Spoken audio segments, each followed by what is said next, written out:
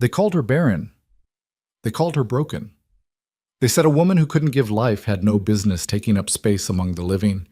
And for years, Eliza Hartwell believed them. Then came the worst blizzard in 40 years, a boy buried alive in the snow, and a choice that would either kill her or prove every single one of them wrong. She chose to run into the storm anyway. If you want to know what real strength looks like, not the pretty kind, not the kind that makes for a clean story, stay with me. Drop your city in the comments so I can see how far this story travels. And if it moves you, hit like before we're done. This is her story, all of it. The thing about Dry Creek Crossing was that it never let you forget what you were. It was the kind of frontier settlement that existed because someone, somewhere, had been stubborn enough or desperate enough to drive a stake into hard ground and call it home. The town had grown up around that stubbornness. A trading post, a smithy, a church with a leaning steeple, 2 saloons that did better business than the church ever did, and a web of wooden storefronts strung along a single main street that turned to ankle-deep mud every time it rained.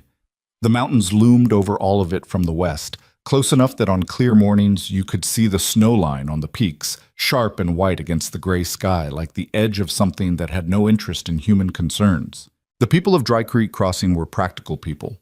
They valued what was useful. A good mule, a roof that didn't leak, a woman who could cook, sew, bear children, and manage a household without complaint. These were the currencies of life on the frontier, and everyone knew their exchange rates. Eliza Hartwell knew hers better than most. She was 31 years old, though most people who saw her guessed higher. Not because she was ugly, she wasn't, but because she moved like someone who had spent a long time carrying weight that wasn't evenly distributed. There was a set to her jaw, a particular way she held her shoulders, that spoke less of grace and more of bracing. Her hair was the color of dark honey when it caught the light, but it was almost always pulled back tight and covered under a work kerchief, so few people bothered to notice. Her hands were rough from work she shouldn't have been doing, and her boots were resoled so many times the leather on the tops had started to separate at the stitching near the toe. She had been married once. Robert Hartwell, who had seemed like a steady man when she married him at 19 and proved to be considerably less steady as the years wore on. He had worked sometimes, drank more than sometimes, and carried the specific cruelty of a man who believes his own misery is someone else's fault. When he died of a fever 6 years after their wedding, a fever he'd caught because he slept in a ditch after a night of drinking, the general consensus in Dry Creek Crossing was that Eliza was lucky to be rid of him. What nobody talked about, not directly, was the other thing. The thing that had defined her marriage in everyone's eyes before her husband's drinking had become too visible to ignore. No children. 6 years of marriage and no children. In Dry Creek Crossing in 1878, this was not simply a private grief. It was a public statement about a woman's worth. The women whispered about it over their mending circles. The men talked about it in plainer terms at the saloon. There was a woman named Agnes Pryor who had appointed herself the keeper of everyone's business, and Agnes had made it her personal mission to ensure that Eliza's particular failure was never entirely forgotten by anyone who might otherwise have been inclined to mind their own affairs. "It's a shame, really," Agnes would say, with the particular tone of someone who does not find it a shame at all. A woman who can't fulfill her purpose. What is there left for her? What there was left for Eliza was work. Hard work. The kind that other women wouldn't take and men didn't want. Hauling water from the creek in the pre-dawn dark for the laundry operations of the 2 boarding houses, splitting kindling behind the saloon for a few coins, and whatever food scraps they were willing to part with, taking in sewing until her fingers bled, scrubbing floors on her hands and knees for the mercantile owner's wife, who paid her in goods rather than money, and always found something to complain about regardless. She had a room above the saddler's shop, barely a room. More of a large closet with a window that didn't quite close all the way, so in November she stuffed rags along the sill to keep the wind out and slept in her coat when the temperature dropped below a certain point. She had a narrow bed, a stove that drew poorly, a 3-legged stool, and a wooden crate she used as a table. On the wall she had hung a small piece of embroidery, flowers stitched in colors that were faded now, that had belonged to her mother.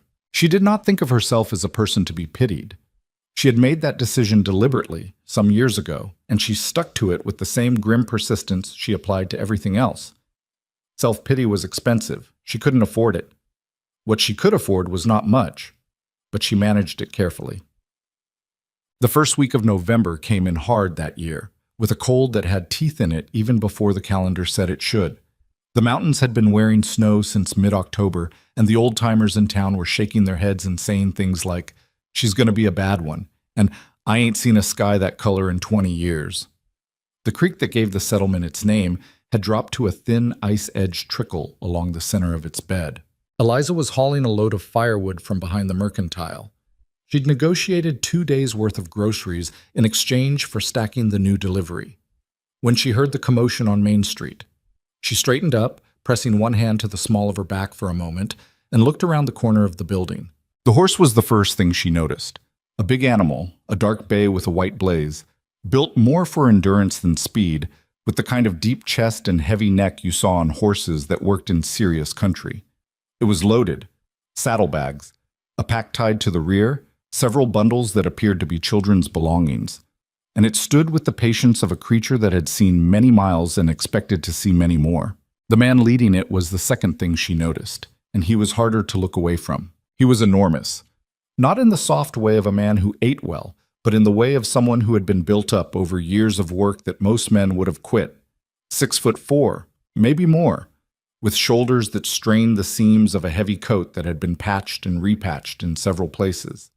His beard was thick and dark, threaded through with the first gray, and his face was the face of a man who spent the majority of his time outdoors, burned brown and weathered in a way that made his age hard to read.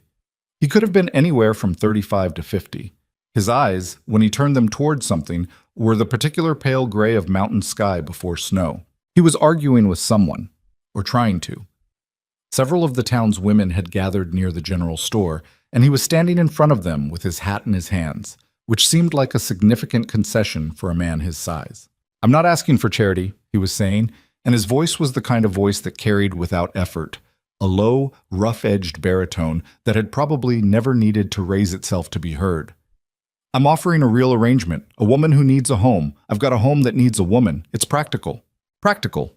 That was Miriam Oakes, the pastor's wife, speaking in the tone she usually reserved for things she had already decided were sinful. "Mr. Thorne, you're asking a respectable woman to go up into the mountains alone with a man she doesn't know, to live in some cabin, and raise someone else's children in winter. I know what I'm asking. Then you understand why the answer is no." Eliza looked at the children then, because she had been avoiding looking at them. There were 5 of them clustered near the horse, ranging in age from what looked like about 4 to somewhere around 15 or 16. They were dressed for the cold, but not well enough. The younger ones had coats that looked a size too small, and the littlest one, a girl with her hair done in lopsided braids, was holding on to the stirrup leather with both hands like she was afraid of being swept away by something. They all had the same expression on their faces. Not crying. None of them were crying, which somehow made it worse. Just the blank, wary look of children who had been through something recently and were still deciding how much of the world to trust. Eliza had seen that look before. She'd worn it herself once, at a different point in her life. She went back to stacking the firewood, but she kept thinking about the children's faces. She learned the details and pieces over the following hour, the way you learned everything in Dry Creek Crossing. Fragments overheard in passing, comments delivered sidelong, Agnes Pryor holding court near the dry goods with a circle of women around her. Gideon Thorne, mountain trapper, worked the high country north of the settlement, had a homestead up in the pines somewhere above the tree line that he'd built himself a decade ago. His wife, Catherine, had died in September. Fever, they said, though some said childbed fever, which would make sense with 5 children spread over a dozen years. He'd managed the first weeks on his own, but with winter closing in and 5 children to care for, and a homestead that needed constant work to stay livable, he'd ridden down to see if he could find someone willing to come back with him. Not a housekeeper. He'd apparently been clear about that. A wife, or close enough to one. Someone who would commit to the winter, to the children, to the place. He was offering her own room, food, and a legitimate household arrangement, with the understanding that it would be in name only, a practical matter of survival rather than sentiment. Every woman he'd approached had said no. Agnes Pryor had apparently told him, with considerable relish, that any respectable woman could see the situation for what it was, which was unsuitable, and that he might do better looking somewhere else for the kind of woman who'd agree to something like that. The meaning was clear enough. He'd need a woman with nothing to lose. Eliza set down the last piece of firewood and looked at her hands for a long moment. The stitching on the right glove had given way at the thumb. She'd mended it 3 times already, and there wasn't much left to mend it with. She was thinking about the little girl with the lopsided braids. She told herself she wasn't going to do this. She had a room, she had work, ugly and exhausting as it was. She had a life, such as it was, that was hers, predictable in its small miseries but stable in its way. She knew what to expect from it. Going up into the mountains with a stranger and 5 children she'd never met, before the worst winter the old-timers could remember, with supplies that were apparently dwindling and a cabin that was falling apart. She picked up her work apron, folded it over her arm, and walked around the corner onto Main Street. He was still there. Most of the women had dispersed. Agnes Pryor had apparently said everything she wanted to say and moved on to other business. But a couple of them were still nearby, watching. The man was standing by his horse with a stillness that looked like it had been hard-won, the kind of stillness that was really just controlled frustration. One of the children, the oldest boy, lean and dark-haired with his father's pale eyes, was standing close beside him, saying something in a low voice. The man shook his head once, slightly. Eliza walked up to him and stopped about 4 feet away. He turned to look at her, and she held his gaze, which wasn't always easy to do with someone that size. Up close, he was even larger than he'd appeared from a distance, and there was something in his face that was hard to read. Not unkind, but guarded in a way that suggested he'd been disappointed enough times that he wasn't planning to show anyone where his hopes were kept. "I heard you're looking for someone to come up to your homestead for the winter," she said. His eyes moved over her in assessment, the way you'd look at a horse or a tool. Not insulting, just evaluative. "That's right. I'm Eliza Hartwell. I've been in Dry Creek Crossing for 6 years.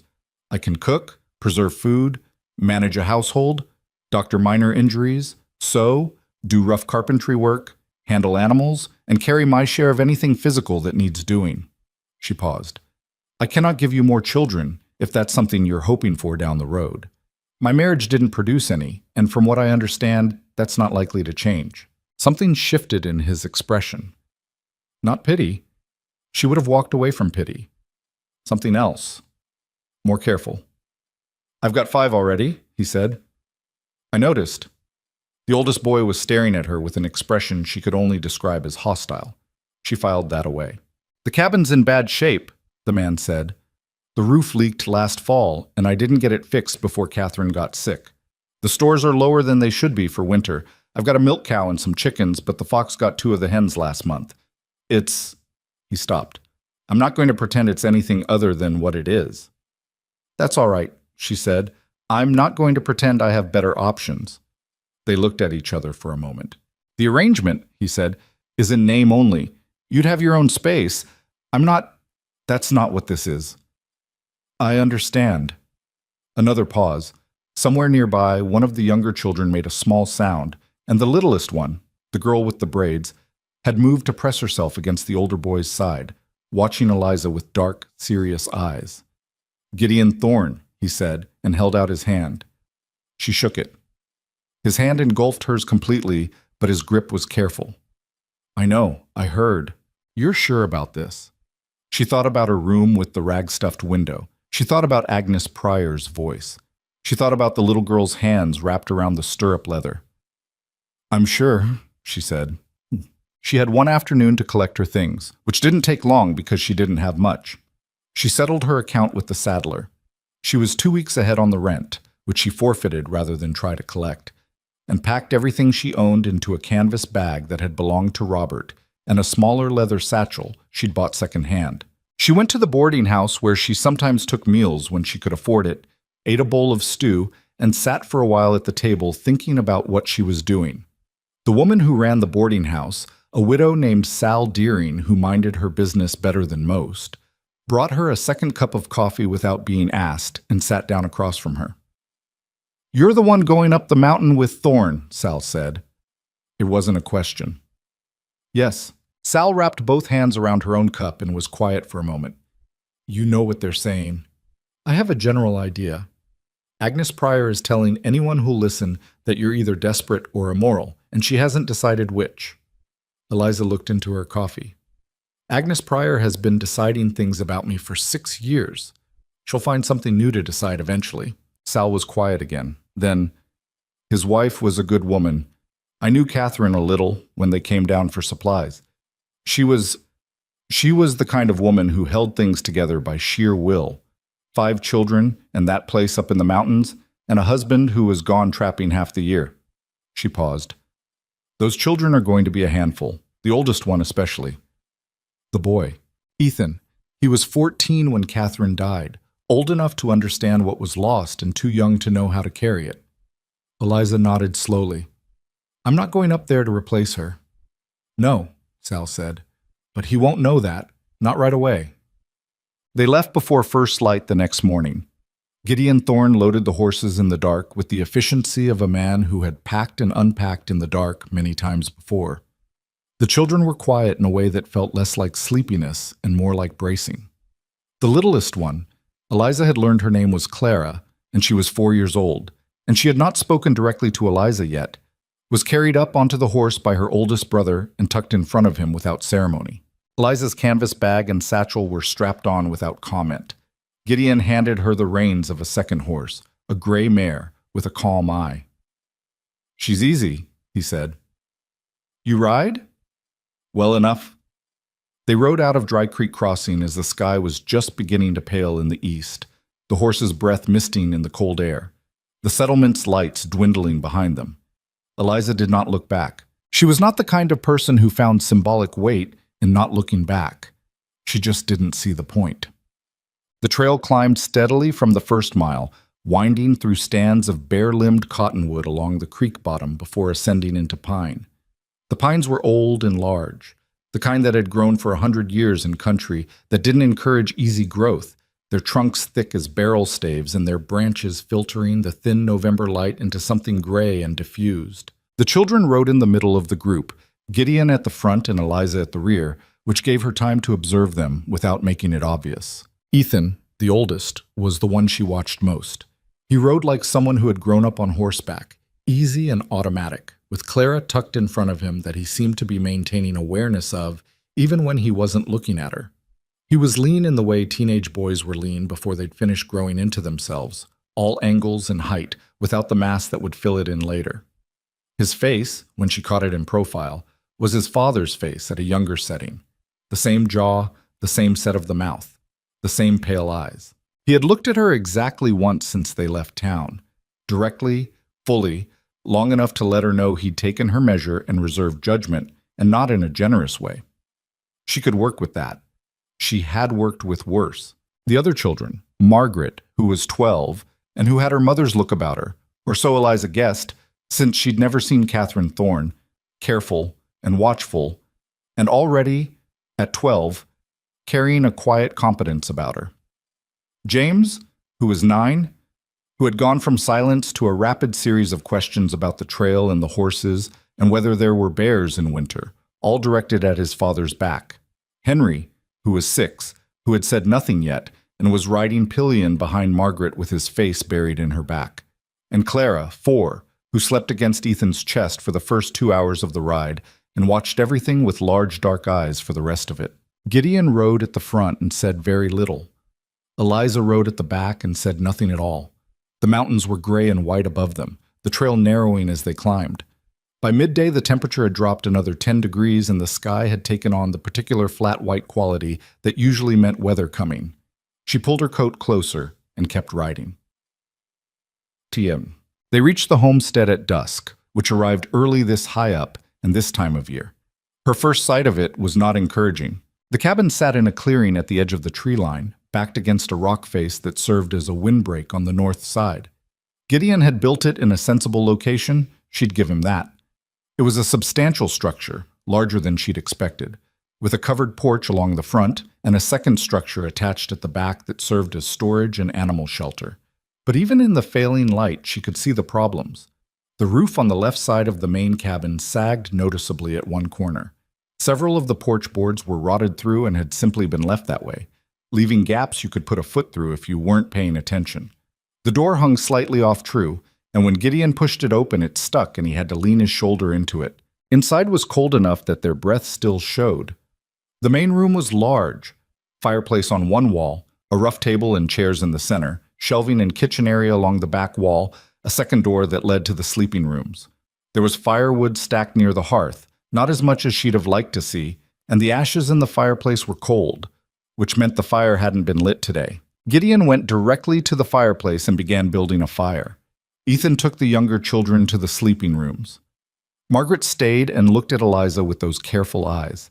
Eliza set down her bag, looked around the room in the dim light, and started to understand the full scope of what she'd agreed to.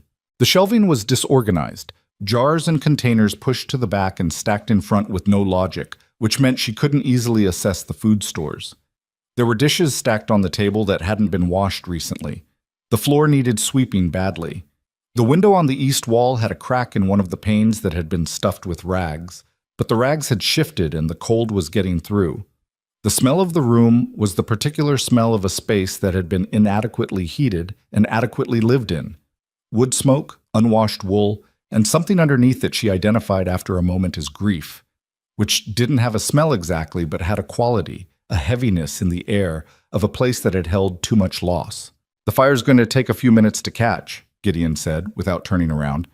"I can see that." She looked at Margaret. "Where's the water?" "Creek's about 40 yards east. There's buckets on the porch." "Is there a pot that doesn't have something in it already?" "There might be one in the back."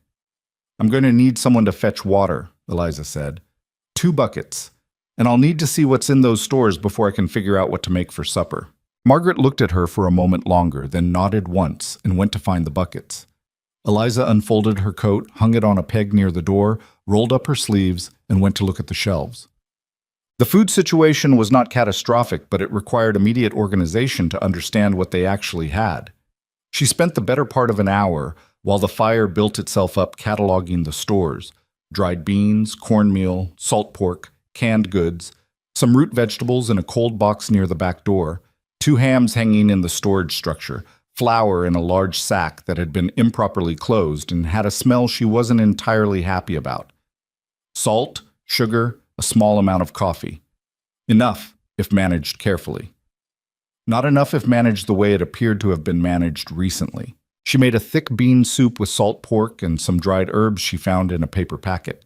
It wasn't elegant, but it was hot and it was filling, and it was done in 45 minutes, which was what the situation called for. She called the children for supper. They came, Margaret first, then James and Henry, then Clara, who had to be carried by Ethan, who came last and sat at the far end of the table from Eliza. Gideon sat at the head of the table. He looked at the soup in the pot and at Eliza, and then back at the soup, and something in his face shifted slightly. "It's just bean soup," she said. "Nothing fancy. Smells better than what we've had." Nobody said anything else. She served the children first, then Gideon, then herself, and they ate in the kind of silence that has specific weights and textures depending on what's underneath it. This silence had grief underneath it, and wariness, and something in the smallest children that she recognized as a kind of exhausted relief, the way children feel when a responsible adult finally shows up after too long without one. Ethan ate everything in his bowl without looking at her once. Clara, toward the end of the meal, pushed her empty bowl toward the center of the table and looked at Eliza with those large, serious eyes. "Is there more?" she asked. Her voice was the small, careful voice of a very young child who had recently learned that some answers to that question are no. "Yes," Eliza said. "There's more." She refilled Clara's bowl without comment, and Clara ate it with the focused attention of a 4-year-old who was taking no chances. Gideon was watching when she looked up. He looked away. That night, after the children were in bed, she could hear Margaret helping the younger boys settle, Ethan moving around in what she'd been told was his corner of the loft. Gideon showed her where she'd be sleeping.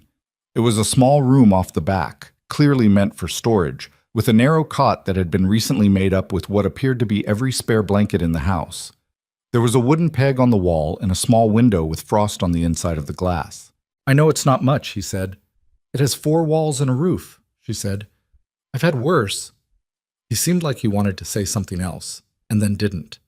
He stood in the doorway with his big hands hanging at his sides in a way that made him look, just for a moment, less like a man who had everything under control and more like a man who was barely keeping his footing. "You should know," he said, "that I don't expect you to fix everything. I just need someone who can keep the children alive and the place functioning until spring. That's the whole of it." She looked at him steadily. "I heard you the first time. I mean it. You don't owe us anything beyond what we agreed." "Mr. Thorne." Gideon. She folded her hands in front of her. "I left Dry Creek Crossing this morning knowing full well what I was coming to. I'm not going to fall apart on you because it's hard. If I were the kind of person who fell apart when things got hard, I wouldn't have survived the last 6 years." She paused. "Go to bed. You look like you haven't slept properly in a week." He looked at her for a moment with an expression she couldn't entirely read. "Good night, Mrs. Hartwell," he said. "Eliza," she said, "if we're doing this, use my name." He nodded once and went. She lay in the narrow cot in the cold room, listening to the sounds of the cabin settling. The creak of wood contracting in the cold, the occasional shift of something in the attached storage room, the wind beginning to move through the pine trees around the clearing. She was not afraid. She was tired and cold and aware, in a very concrete way, of the size of the task she'd taken on. But she was not afraid. She thought about the bean soup and the way Clara had asked for more in that careful voice, and the way Ethan hadn't looked at her once. She thought about the cracked window pane in the main room that needed fixing before it got any colder. She thought about the roof and the rotted porch boards and the improperly stored flour. She thought about 5 children who had been managing without a capable adult in the house for going on 2 months. She thought briefly about what she had left behind. She thought about Agnes Pryor saying, "What is there left for her?" Then she pulled the blankets up over her shoulders and went to sleep. There was work to do in the morning. The first week was as hard as she'd expected, and harder in a few specific ways she hadn't. The cold was the first thing. She had been cold before, in her room above the Saddlers, but that was town cold. Uncomfortable and persistent, but tempered by proximity to other buildings, other people, other heat sources. This was mountain cold, the kind that had no interest in concession. The temperature outside the cabin in the early morning, when she got up to rebuild the fire before anyone else was awake, was the kind of cold that hit your face like a flat hand and made you understand in a very physical way why people died in it. She got up first every morning and got the fire going, and she took that small victory and let it anchor the rest of the day. Ethan was the second thing. He didn't yell at her. He didn't say anything outwardly hostile, at least not at first. What he did was more effective and more exhausting. He simply treated her as though she was not the relevant authority in the room. When she asked him to do something, he would wait a beat, just long enough to make the point, before doing it, or he would do a lesser version of it, or he would go to his father and ask whether he needed to. When she organized the kitchen stores and put things in different places, she would come back to find them moved back, not to where they'd been exactly, but shifted enough to make the point. He was not careless about it. He was deliberate. A 14-year-old conducting a careful, cold campaign. She did not rise to it. She had made a decision not to make this a war, and she was keeping it, even when it was hard. On the 4th day, she found him in the main room at night, after the others were in bed, sitting at the table with a piece of paper in front of him and a pen in his hand, not writing, just sitting and staring at the paper in the firelight. She had come for a glass of water, she got it, and she would have gone back to her room, but something about the quality of his stillness made her hesitate. "What are you trying to write?" she asked. He looked up. The firelight made him look younger than he was, and angrier, and also, underneath the anger, something that she recognized as a wound that hadn't had enough time to close. "Nothing," he said. "All right." She turned to go. "It's a letter," he said, to her back. She turned around. "To her grave," he said, and his voice was flat, the way voices go flat when emotion is being held at hard pressure. "I know it's stupid. She can't read it, but He stopped. Eliza sat down at the table, not across from him. That would have been too direct, too confrontational. She sat at the corner, and she put her glass of water on the table and looked at the fire. "It's not stupid," she said. "You don't have to say that. I'm not saying it to make you feel better. I'm saying it because it's true." He was quiet for a moment. Then, "She used to do everything. She knew where everything was. She knew all of us, what we needed. She'd wake up in the night if one of us made a sound, even Henry, who barely makes any sound. His jaw tightened. And then she was sick, and then she was gone, and it was like the house forgot how to be a house. Eliza said nothing. This was not a moment for words. I don't want you here, he said. Not cruelly, just honestly. I know that probably doesn't make any difference. It makes some difference, she said. I'm not going to pretend it doesn't. He looked at her directly then. Then why did you come? She considered the question seriously, the way it deserved to be considered. Because I saw your sister holding onto the stirrup, she said, and I know what it looks like when a child is holding on to the last solid thing. He looked at her for a long moment. His face didn't soften exactly, but something in it shifted into a territory that was harder to read than simple hostility. I'm not going to get out of your way, he said. I'm not asking you to. Another pause. She made biscuits on Sunday mornings, he said. She said it was the one day we didn't have to rush. Eliza nodded. Tell me how she made them. He blinked. What? Tell me how she made her biscuits. If I'm going to make biscuits on Sundays, I'd rather know how she did it. He stared at her. Something moved behind his eyes, something she didn't try to name or claim credit for. She cut the butter in small, he said finally, and she said most people use too much milk. You want them just barely wet. All right, Eliza said. She finished her water and said goodnight and went back to her room and lay in the dark for a while, thinking about biscuits and grief and 14-year-old boys who conducted quiet campaigns because they didn't know what else to do with the size of what they'd lost. By the end of the second week, she had fixed the cracked window pane with a piece of mica she found in the storage room and sealed it with pine pitch. She had reorganized the food stores and put a proper inventory on a piece of paper tacked to the inside of the cabinet door. She had repaired the worst of the rotted porch boards with timber from a fallen tree at the edge of the clearing, which Gideon had split for her without being asked and without comment. She had established a system for the household tasks that divided them among the older children in a way that was fair and firm and gave no room for negotiation. The children were adapting at different rates and in different ways. James was the easiest. He had the flexible resilience of 9-year-olds everywhere and had decided within a few days that Eliza was probably all right. A judgment he expressed by beginning to tell her long and detailed stories about things that had happened at various points in his life that she had not been present for, which she listened to with the specific attention that children require from adults when they are testing whether an adult is actually interested. Henry remained quiet. He was always quiet, Eliza was coming to understand.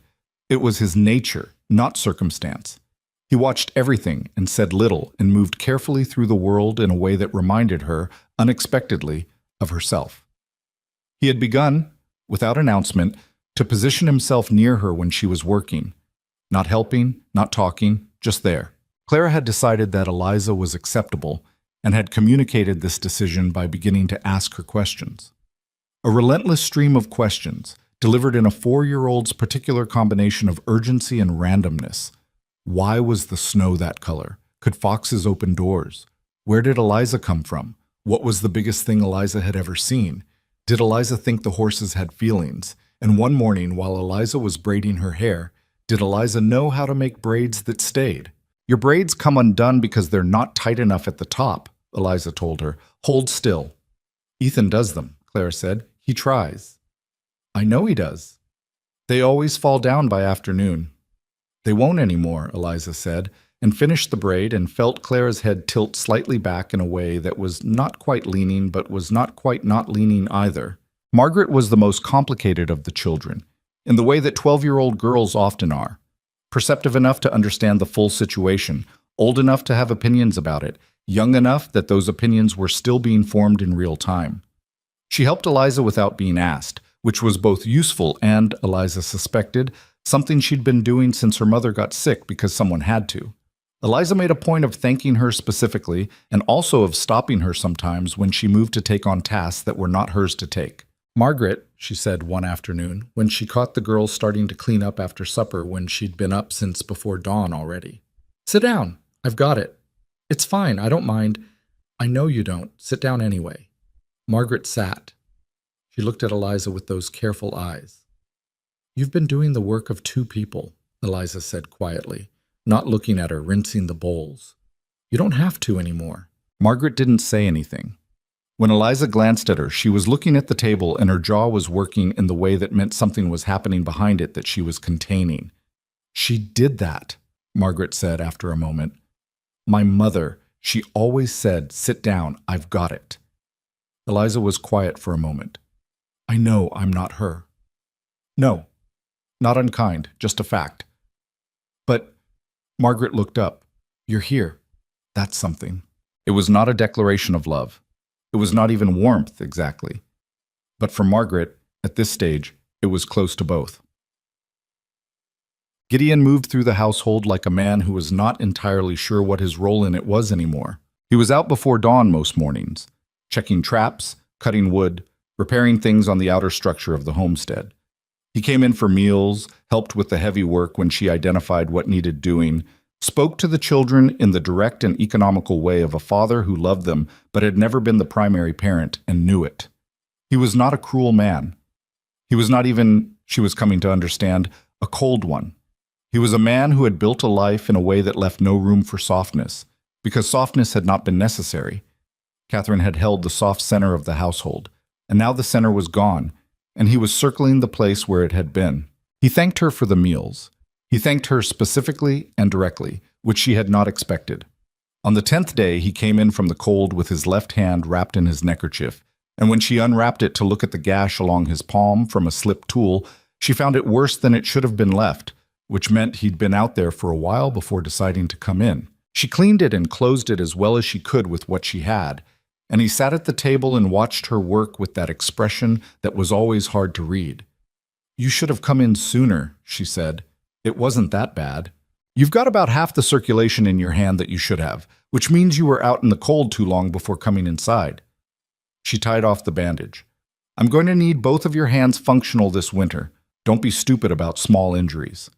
He looked at her for a moment, something at the edge of his mouth that might have been the beginning of something that wasn't quite a smile. You talk to everyone like that? Like what? Like you've already decided what the right answer is, and you're just waiting for everyone else to catch up. She considered that. I suppose I might, she said. Does it bother you? Not particularly, he said, and flexed his bandaged hand carefully. She gathered up the medical supplies and put them back in the tin she kept them in. When she looked up, he was still looking at her. You're not what I expected, he said. What did you expect? He thought about it. I'm not sure. Someone more broken, maybe? The way everyone in town talked, I figured you were running out of options. I was running out of options, she said. That doesn't mean I'm broken. He was quiet. And you're not what I expected either, she said. So we're even. She put the tin back on the shelf and went to start supper. Outside, the wind had picked up, rattling the new pane in the east window. The fire snapped and settled. In the loft, she could hear James explaining something to Henry in the rapid, authoritative way of older brothers who have decided they know things. It was cold. The food stores required careful management. The roof still needed proper work before the heavy snow came. But the cabin was warm. And there were 5 children in it who had eaten supper tonight. It was enough for now. It was a great deal more than nothing. She began slicing the salt pork, and the smell of it hitting the pan joined the smell of wood smoke and pine, and outside the wind pressed against the walls of the cabin and found them solid. The 3rd week was when Ethan stopped being subtle about it. It started with the wood. Eliza had established a system, not a complicated one, just practical, where the older children rotated the morning task of bringing in wood from the covered pile on the north side of the cabin before the fire got too low. She had written it on a piece of paper and tacked it beside the food inventory inside the cabinet door. Margaret on Monday and Thursday, Ethan on Tuesday and Friday, James on Wednesday and Saturday, with Henry helping carry.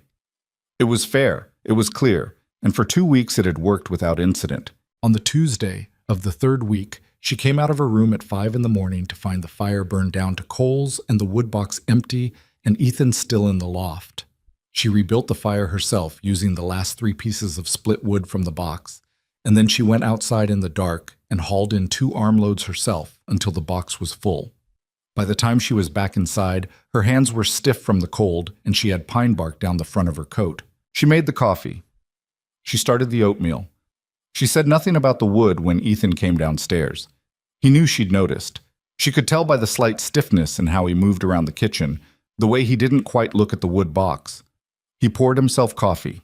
He'd taken to drinking it in the last week, black and too hot, which she suspected was less about the coffee and more about feeling grown, and stood by the fire.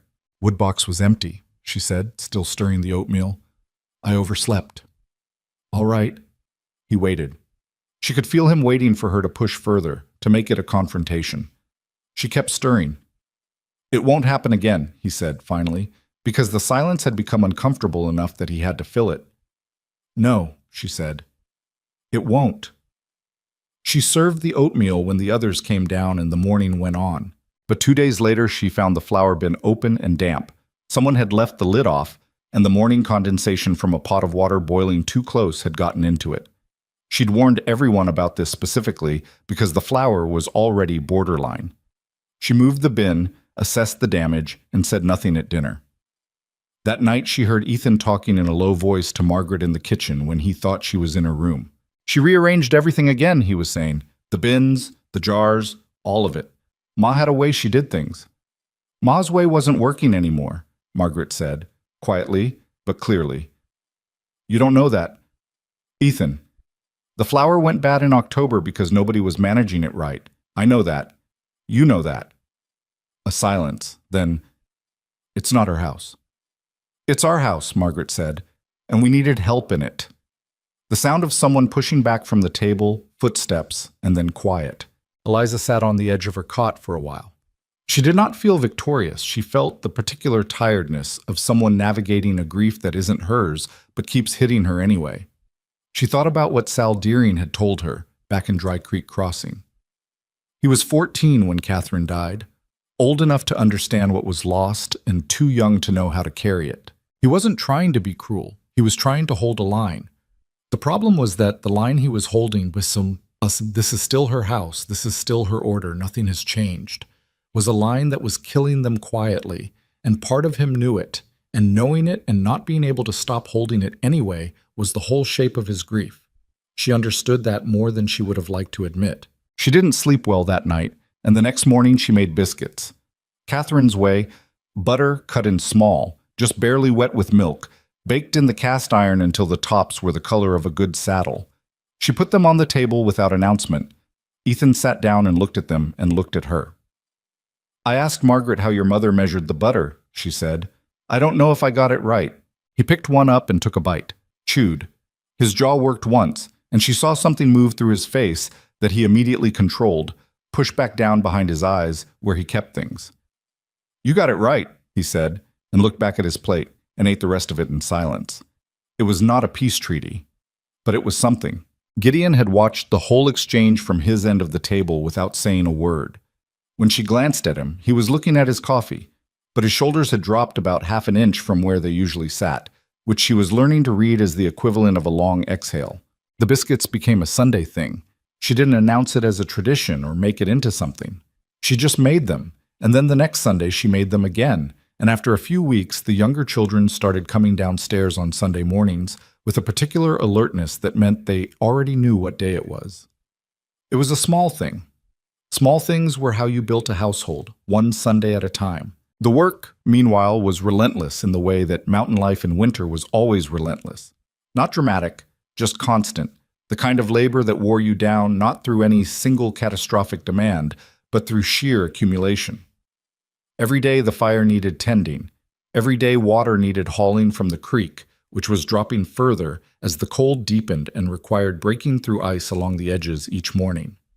Every day the animals needed feeding, and the outhouse path needed clearing, and meals needed preparing from stores that required careful management to last the winter. She'd had Gideon pull everything out of storage so she could do a proper count in her third week, and she'd sat with the numbers for a long evening, doing the math with a pencil stub on the back of a flour sack. 7 people through what the old-timers were calling a bad winter. The salt pork and the dried beans were the most important things. Bulk, protein, the things you could stretch. The cornmeal would last. The sugar was already lower than she wanted, because it had apparently been used freely before Catherine got sick and then simply not replenished. The coffee would run out by January if they used it the way they were using it. "We're going to cut the coffee to once a day," she told Gideon that evening, after the children were in bed. "Yours and mine. The children aren't drinking it anyway except Ethan, and he'll survive." Gideon looked up from the harness he was mending. "He won't be happy." "He doesn't have to be happy. He has to understand that the stores need to make it to March." Gideon turned the harness over in his hands, working the leather. He had the kind of hands that always seemed to need to be doing something. Not restlessness exactly, more a fundamental orientation toward the practical. "You're good at this," he said. "Managing it. Catherine was too, but she'd been doing it for 12 years. You came in cold." "I've been managing short supplies since I was married," she said. "It's not a skill I wanted to develop." He looked at her. She hadn't meant to say that much. "Your husband," he said.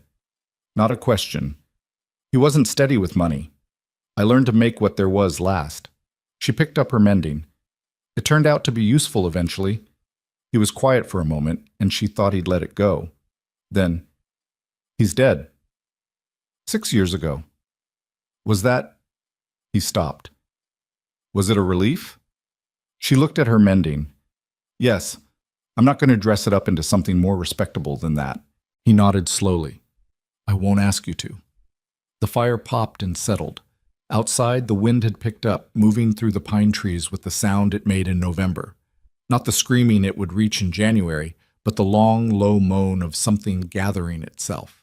"Catherine," he said after a while, in a different tone, slower, heavier. She wanted to go back east. She wasn't unhappy here, but she had family in Ohio and she wanted the children to know them. We kept saying next year when the money was better, next year when the youngest was old enough to travel. He rubbed his thumb along the harness stitching. Next year never came. Eliza kept her eyes on her mending. She had learned that some grief was like a wild animal. If you made sudden movements toward it, it fled or it bit, and either way you lost the moment. "I'm sorry," she said. "You didn't cause it." "No, but I'm sorry anyway." He set the harness down and looked at the fire for a long moment. His face in the firelight was older than she usually thought of it, the lines around his eyes deeper, the gray in his beard more visible. "She would have liked you," he said. "Catherine." She had no patience for weakness either. Eliza looked up at that. She wasn't sure if it was a compliment exactly, but coming from Gideon Thorne, in that tone, it felt like one. "Go to sleep," she said. "You've been up since 4. So have you." "I'm going now." She folded the mending and stood up. "I'm just making a point." The edge of his mouth moved. That almost thing that wasn't quite a smile, but lived in the same neighborhood. She'd been seeing it occasionally, when James said something absurd at dinner, when Clara mispronounced a word in a way that was genuinely funny. Once, when Eliza had managed to fix the stovepipe with a piece of wire and a river rock, and he'd come in to find it done, and looked at her with an expression that was 3 parts baffled and 1 part impressed. She went to bed, and for once she fell asleep quickly. The cold deepened through November. The snowpack on the mountains above them built slowly, the way it did in years that were going to be serious. Not a fast dump and done, but a steady, patient accumulation that the ground absorbed and froze over and absorbed again. Gideon came in one evening and told her the creek was fully frozen over now, all the way across, which meant hauling water would require a chisel and more time, but it also meant the worst of the mud season was behind them. She reorganized the water hauling schedule accordingly. Henry came to find her one afternoon when she was working on the roof. Gideon had gotten up there with her on a rare clear day to fix the sagging corner, and she'd gone back up alone with a bucket of pitch and some shingles he'd split to seal the smaller gaps while she still could before the weather closed in entirely. She was working her way along the ridge when she heard Henry's voice from below, small and serious. "Eliza." She looked down. He was standing at the base of the ladder, looking up at her with his hands at his sides. "What is it?" "Clara's crying." She came down. Clara was crying because she'd gone out to check on the chickens alone and found one dead in the pen. A young one, not the cold, just the natural attrition of livestock. And had carried it back to the cabin and was sitting in the main room holding a dead hen and crying in the concentrated, soundless way of a child who has reached the bottom of something. Eliza sat down on the floor beside her, which she did carefully because her knees had gotten worse in the cold. She didn't try to take the hen away. "She was a young one," she said. Clara nodded, tears running down her face. "Did she have a name?" Clara looked up at her. "Margaret said we weren't supposed to name them." "What did you call her anyway?" A pause. "Brown." "That's a good name for a brown chicken." Clara's face crumpled again. "She wasn't sick. She was fine yesterday." "Sometimes that happens. It's not fair." "Why?" Eliza looked at the dead hen in the small girl's arms. The honest answer was that there was no reason, that things died without warning, and that was the truth of living with animals, and possibly the truth of living in general, and that fairness was a human concept that the world had no investment in honoring. But Clara was 4 years old and had already lost her mother 2 months ago. "I don't know," Eliza said. "I just know it's not." Clara leaned sideways and pressed her head against Eliza's arm, not quite leaning, the same half-committed thing she'd done while having her hair braided. Eliza put her arm around her and sat on the cold floor of the cabin and let the child cry until she was done. Henry, she noticed, had sat down on the other side of his sister at some point, quiet as always, and was also just there. When Clara was cried out, they buried the hen, Brown, under the snow at the edge of the clearing, with a small flat stone for a marker that James found and Henry carried, and Eliza placed while Clara said something to herself in a very small voice that Eliza didn't try to hear. That evening at dinner, James told a long and detailed story about a dog he'd once seen chase a bear, which had nothing to do with anything except that it made Clara laugh twice, and Eliza understood that James was doing it on purpose and felt something shift in her chest. Ethan watched all of this from his end of the table. He was watching her more now. Not with hostility exactly, more with the careful attention of someone updating a calculation. She could feel him adjusting his assessment the way you adjust your weight when the ground under you turns out to be different than you thought. She didn't push it. She just kept doing the work. The days shortened until they were barely days at all. Light arriving late and thin, gone again before supper, the darkness between long and complete and very cold. She found herself measuring time differently than she ever had in town, where the rhythms of commerce and society imposed their own structure. Up here, time moved in the rhythms of heat and cold, light and dark, full and empty. She woke when she needed to wake and slept when the work allowed it. She was carrying more weight in the household than she'd expected, but she'd expected a great deal, so perhaps that was fair. What she hadn't expected was the particular weight of managing 5 grieving children through a winter that seemed designed to test them, while also managing a man who was himself grieving but expressing it primarily through work and silence, while also managing her own exhaustion, which she was not in the habit of acknowledging. She allowed herself, on one Thursday evening, when Gideon had taken the older boys out to check a trap line and the younger children were occupied, to sit down on the porch steps in the cold. Just sit, not working, not planning, not managing anything. She wrapped her coat around herself and looked out at the clearing and the tree line and the mountains above, and she let herself be tired for about 15 minutes. The sky was the color it got in mid-December, a deep layered gray that had no softness in it, and the snow in the clearing was undisturbed and completely still, and the cold was absolute and clean in a way that town cold never was. She thought, sitting there, that she had not been still in this way since she'd arrived. She had been moving constantly, fixing, organizing, cooking, managing, mending, repairing. Moving because stopping meant thinking, and thinking meant feeling, and feeling meant what? Uncertainty, she supposed. The particular uncertainty of a woman who had made a large decision based on a moment of impulse while looking at a child holding onto a stirrup, and who did not entirely know yet whether she had done the right thing or simply exchanged one kind of survival for another. But then the door opened behind her and Margaret came out and sat down beside her without being invited, close enough that their shoulders almost touched, and looked out at the same clearing with the same gray sky above it. "It's cold," Margaret said. "Yes." "Henry's teaching Clara to play cards. James keeps cheating and they keep catching him." "That sounds right." A pause. Margaret pulled her coat tighter. "Can I ask you something?" "You can ask." "Do you miss it? Town, I mean." Eliza thought about it honestly. She thought about the room above the Saddlers with the rag-stuffed window. She thought about hauling water for the boarding houses before dawn. She thought about Agnes Pryor's voice. "No," she said. "Not yet. Margaret nodded slowly. My mother never went back once she came up here. She said she didn't miss it either. She picked at a loose thread on her coat sleeve. I used to wonder if she meant it or if she was just saying it because we were here. What do you think? I think she meant it. Margaret looked out at the tree line.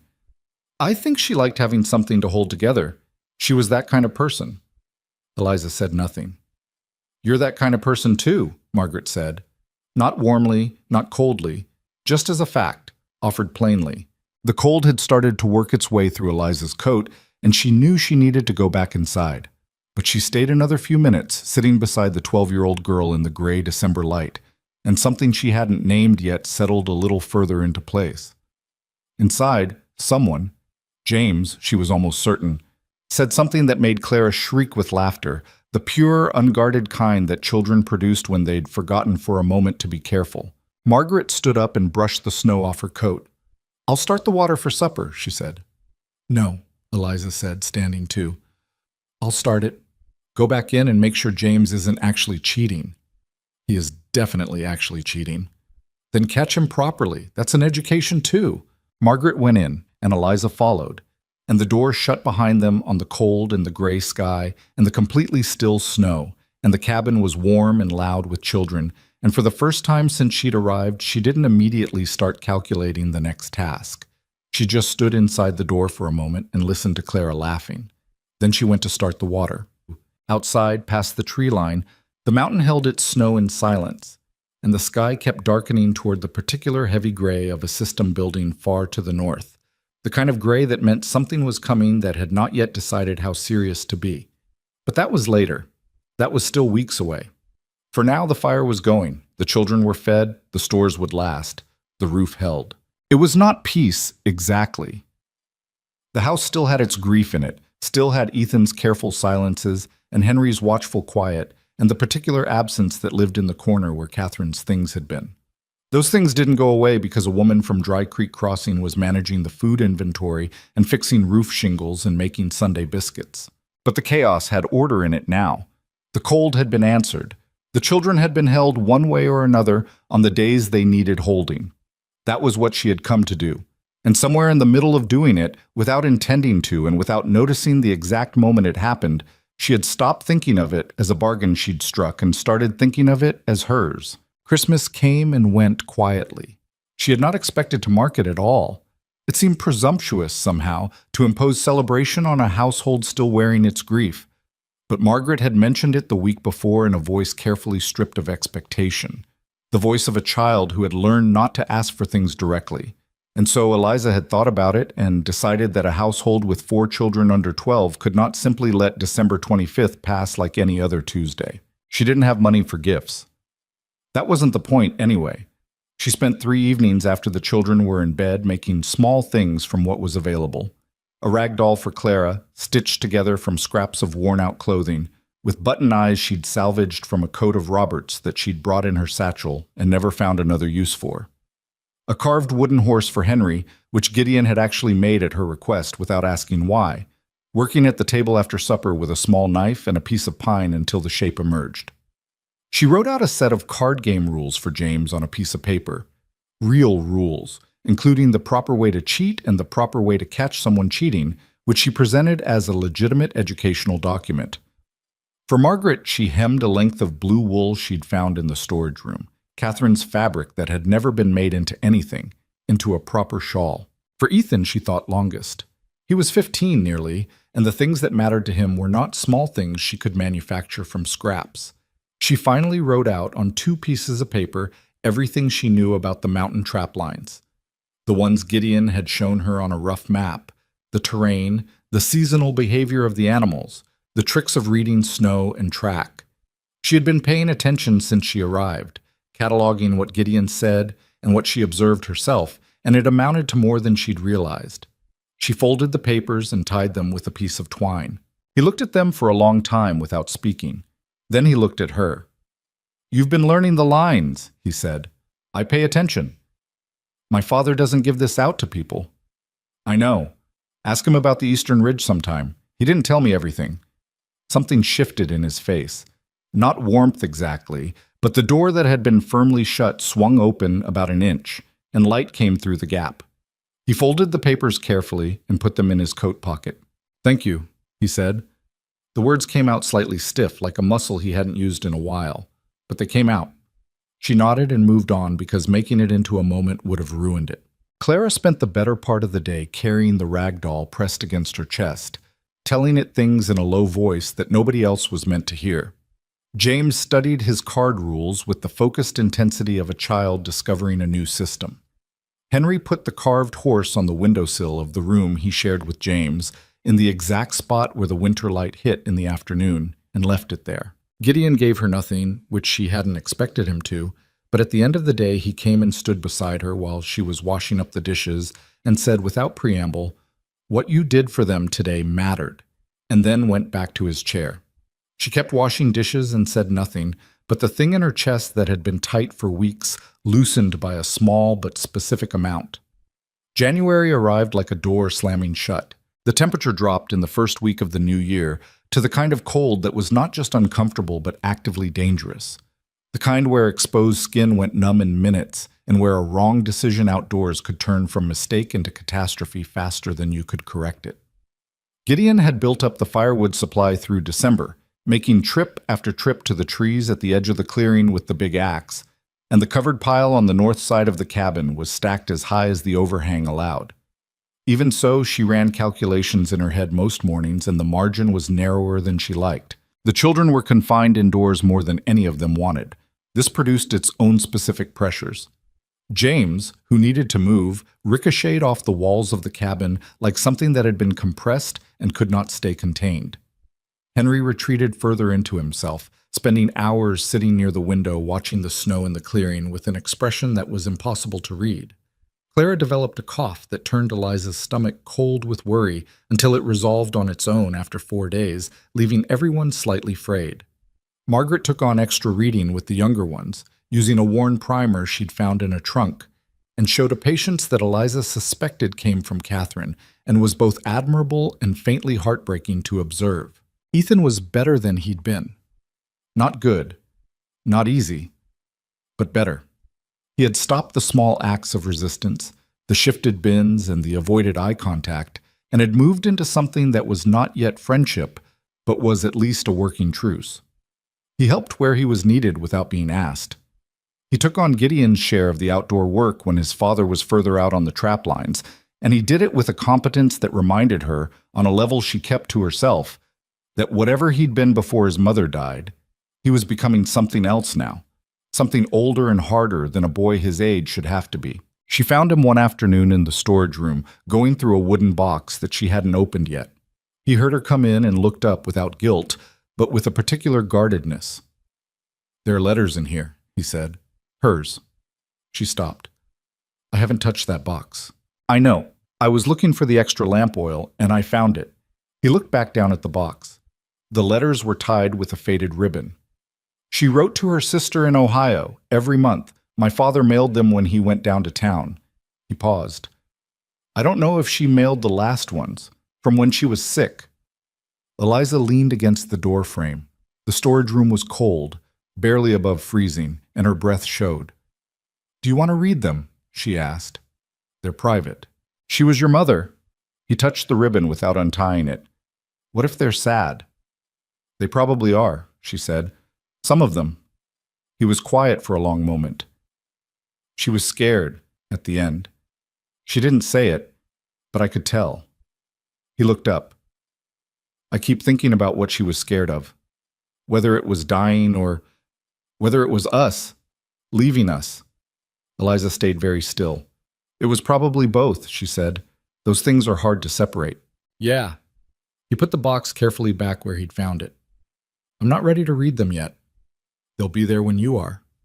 He nodded once and moved past her back into the main cabin, and she stood in the cold storage room for another minute before following. That night at dinner, he asked her, out of nowhere, how she'd learned rough carpentry. It was the first question he'd asked her about herself directly. She told him about the years after Robert died, when the room above the Sadlers had needed constant small repairs to stay livable, and she'd learned to do them herself because she couldn't pay someone else. She told it plainly, without asking for sympathy. He listened without comment, and James immediately wanted to know if she could teach him to use a hammer, and Henry looked up from his food with sudden interest, and the conversation became something larger and more ordinary, which was exactly the right thing for it to become. Gideon was watching her again.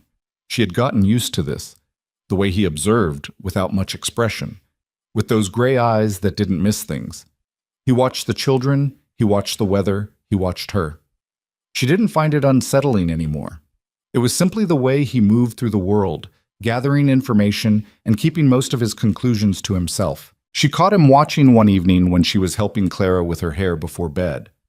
Clara had decided that her braids needed to be redone and had climbed into Eliza's lap for this operation, which she submitted to with the particular tolerance of a child who wants the result badly enough to sit still for the process. Eliza worked through the tangles slowly, and Clara chattered about the rag doll and the horses, and whether bears really slept all winter or whether they sometimes woke up, and Eliza answered each question as seriously as it deserved, which was how Clara preferred her questions answered. When she glanced up, Gideon was looking at them both with an expression she'd never seen on his face before. Raw was the closest word she could find for it. Not sad, not soft, just open in a way that his face usually wasn't, like she'd caught him at a moment when he'd forgotten to keep the door closed. He looked away immediately. She looked back down at Clara's braids and said nothing about it. The storm announced itself 4 days before it arrived, the way serious mountain weather often did. A shift in the air pressure that she felt in her knees before she understood what it was. A particular stillness in the trees that was not peace but held breath. And then the sky changing colors in a sequence that the old-timers' rhymes warned about. Red in the morning, the warning said, but it was more than red. It was a deep bruised purple along the eastern horizon at dawn, on the 2nd day of February, spreading up into something greenish at the zenith that she'd never seen before and didn't like. Gideon saw it too. He stood on the porch that morning with his coffee going cold in his hand, looking at the sky with the expression of a man reading something unpleasant in a document he'd been hoping would say something else. "How long?" she asked. 2 days, maybe 3. He looked at the woodpile. "We've got enough wood inside to last 4 days without going out. Food's fine, I checked yesterday." She looked at the sky. The greenish color was fading as the light strengthened, but the quality of the air hadn't changed. "The children stay in once it starts." "Yes." "All of them." She looked at him directly. "Ethan included." He met her eyes. "I'll talk to him." She nodded and went inside to start breakfast. The storm didn't arrive on the 2nd day or the 3rd. It arrived in the small hours of the 4th day, and it arrived all at once, the way the worst storms did. Not building gradually, but simply there, a wall of wind and driven snow that hit the cabin like something physical, rattling every board and sending the fire in the hearth guttering sideways despite the closed damper. Eliza was up before the children. She had the fire banked high and water heating, and she stood at the east window, the one with the mica patch, which held, she was relieved to note, and looked out at a world that had been entirely replaced in the night. The clearing was gone. There was no clearing. There was only white, moving white. The snow driven so hard and horizontal that it was indistinguishable from the air itself, and visibility ended about 8 feet from the window. She stood there for a minute and felt something she didn't immediately name. Not fear. Something more fundamental. A recognition of scale, of the difference between the world's power and a human's capacity to answer it. Then she turned around and started making oatmeal. The children came down in stages. Clara first, always an early riser, who pressed her nose against the east window and said, "Oh," in a small voice. Henry next, who looked at the window and then at Eliza, and then went to sit by the fire with the carved horse from the windowsill, which he'd moved the night before without being told, as if he'd sensed something coming. James arrived with his hair upright on one side and said, too loudly for 6 in the morning, that it was the best blizzard he'd ever seen, which prompted Margaret, arriving on his heels, to tell him he'd only seen 2. Then Ethan, last, who stood at the window and looked out for a long time with his arms crossed. "Pa's gonna make it back?" James asked, addressing the room in general. Gideon had left 2 days ago for the far end of the northern trap line. He'd planned to be back yesterday evening. He wasn't. "Your father knows these mountains better than anyone," Eliza said. "He'll be sheltering somewhere until it passes." "How do you know?" "Because he's been working this country for 15 years and he doesn't take stupid risks. She ladled oatmeal into bowls. Eat your breakfast. James ate his breakfast. Eliza kept her face neutral and her hands busy, and she did not think about the bruised purple sky that had arrived 4 days early, or the fact that Gideon had been expecting to be back yesterday, or the gap between those two facts. She managed the day. That was what she did. She managed it the way you managed any difficult day, by filling each hour with what it needed and not looking too far ahead. She organized a reading session in the morning, using the primer and a second book she'd found in Catherine's trunk. A collection of stories that James declared boring and Clara declared her favorite, a disagreement they aired at some volume. In the afternoon, she taught Henry and Clara the basics of simple knitting using 2 sticks and some twine, which was not real knitting, but was the principle of it, and kept their hands busy. She made a substantial soup for lunch and a heavier meal at dinner, because the cold outside made the cabin colder than usual, even with the fire high, and she wanted them full. She kept going to the east window. Not anxiously or not visibly, just to check. The storm didn't ease. It intensified through the afternoon, and by evening the sound of the wind against the cabin had risen to the kind of constant roar that made conversation require slightly more volume, and the snow against the east window was building up along the bottom of the frame in a way she was going to have to deal with in the morning if they could get outside at all. She put the children to bed at the usual time, slightly earlier for the younger ones. Clara asked about Gideon, and she told her the same thing she'd told James, in simpler words, and Clara appeared to accept this and asked about the ragdoll's hair instead, which they discussed at some length. She was sitting at the table with the lamp and her mending, the same interminable round of mending that never seemed to diminish, socks and coat elbows and trouser knees, when she heard it, a sound. Not the cabin, not the wind, something that had a different quality. She put down the mending and looked at the fire and listened. Then she looked at the space near the fire where Ethan usually sat in the evenings, reading or sharpening tools or staring at nothing while he thought. The space was empty. She went to the loft stairs and called up. "Margaret!" A rustling, then Margaret's voice, sleep thick. "What? Where's Ethan?" A longer pause, longer than it should have been. "He said he was going to check the firewood." Eliza stood at the bottom of the stairs and breathed once. "When?" "About, I don't know, an hour ago maybe? I fell asleep." "An hour. In this." She went to the door and pulled it open against the wind's resistance, and looked out at the porch, and the firewood that was stacked at the north end of the porch was still there, undisturbed, the snow drifting up against the outside of the stack from the north and the east. Nobody had touched it. She shut the door. Margaret was at the top of the loft stairs now, looking down at her with wide eyes that were waking up fast. "He didn't come back," Eliza said. "Not a question. He said he'd be quick." "I know." She was already moving toward her coat. "Stay up here. Keep the children up here."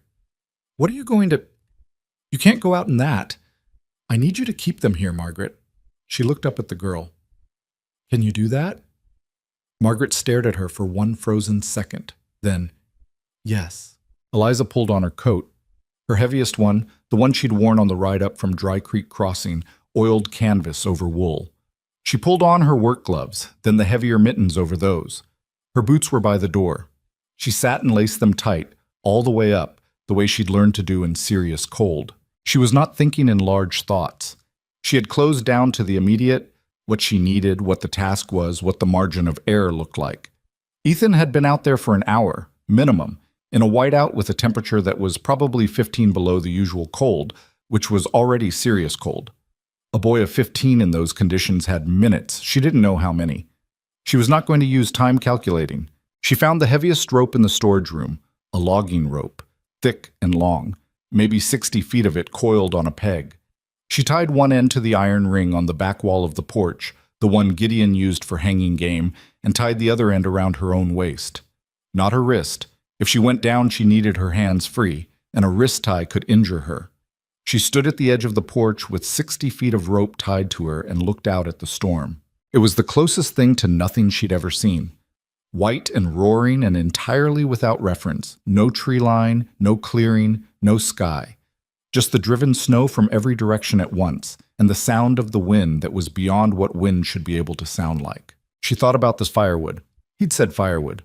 There was a secondary pile at the edge of the clearing, not covered, that they sometimes used when the main pile ran low. He might have gone there. It was about 40 feet from the porch, roughly northwest. She stepped off the porch into the storm. The cold hit her face like open palms, and she gasped involuntarily, then shut her mouth and breathed through her nose. She kept her eyes open, but they were nearly useless. She could see perhaps 3 feet in front of her, and even that was moving white. Shapes that were not shapes, depth that could not be measured. She kept the rope taut behind her and moved northwest by instinct and the memory of the clearing's orientation, which she had been paying attention to for 3 months. She called his name.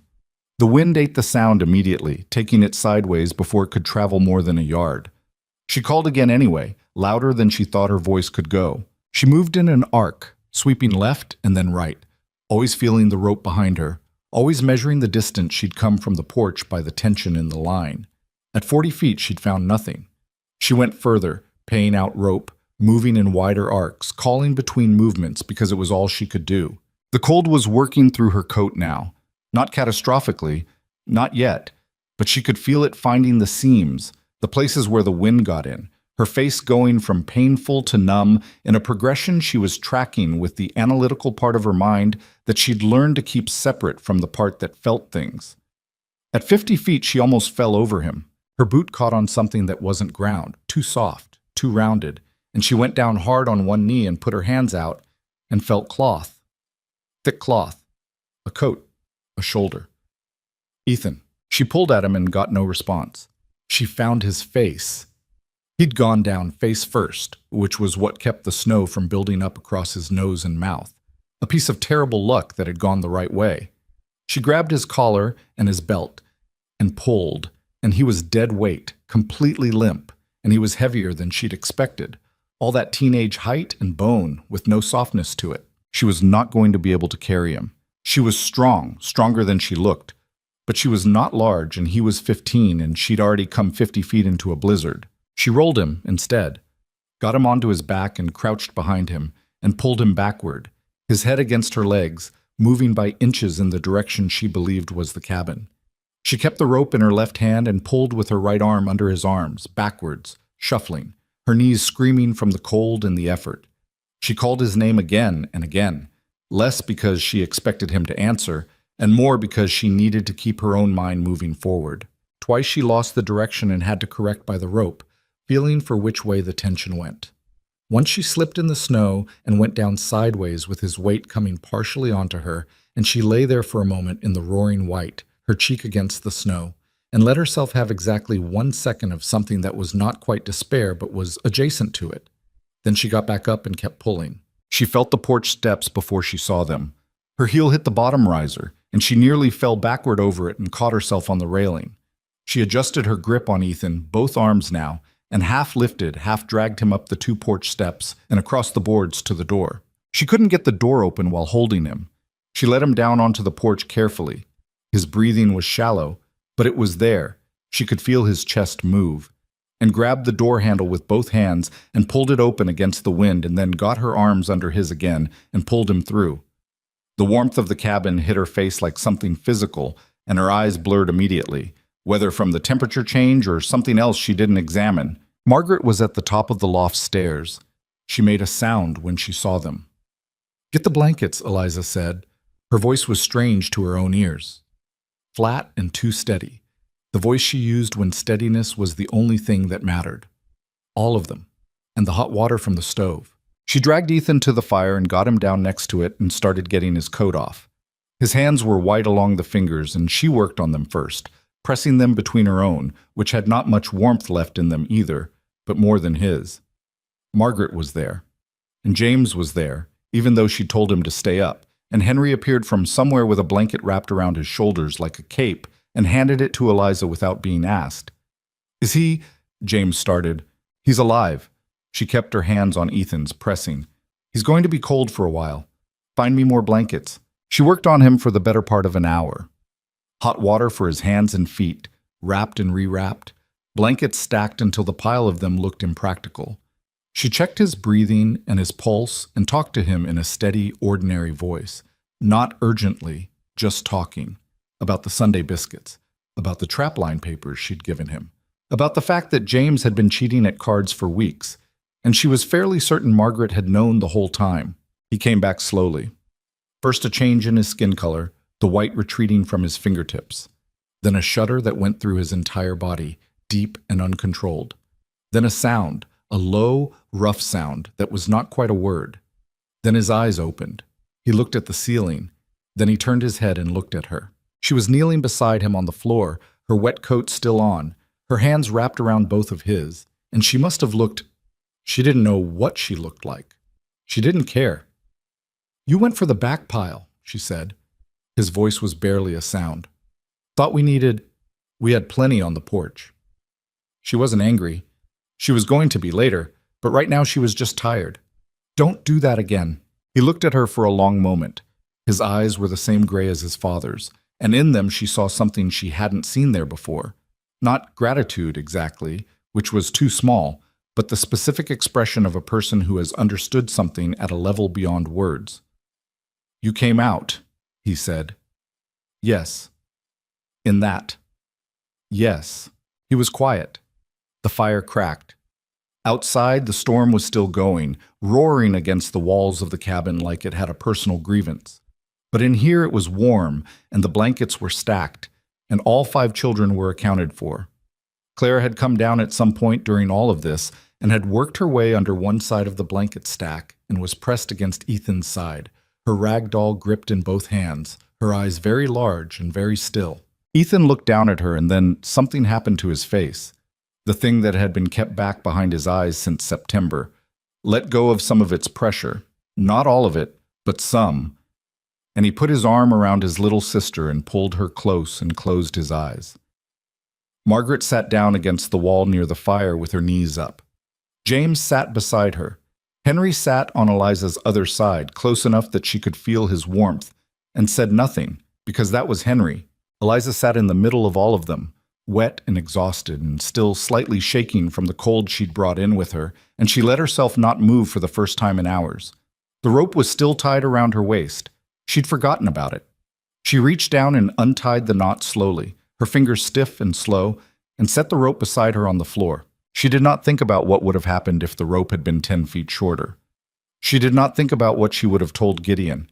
She was not going to permit herself to think about those things yet, because there was still tonight to get through, and tomorrow, and the storm to wait out, and 5 children in this room who needed her to be the steadiest thing in it. She picked up Ethan's hand again and checked his fingers. Better. Color returning, the pink coming back in uneven patches. She pressed both her hands around his and held them.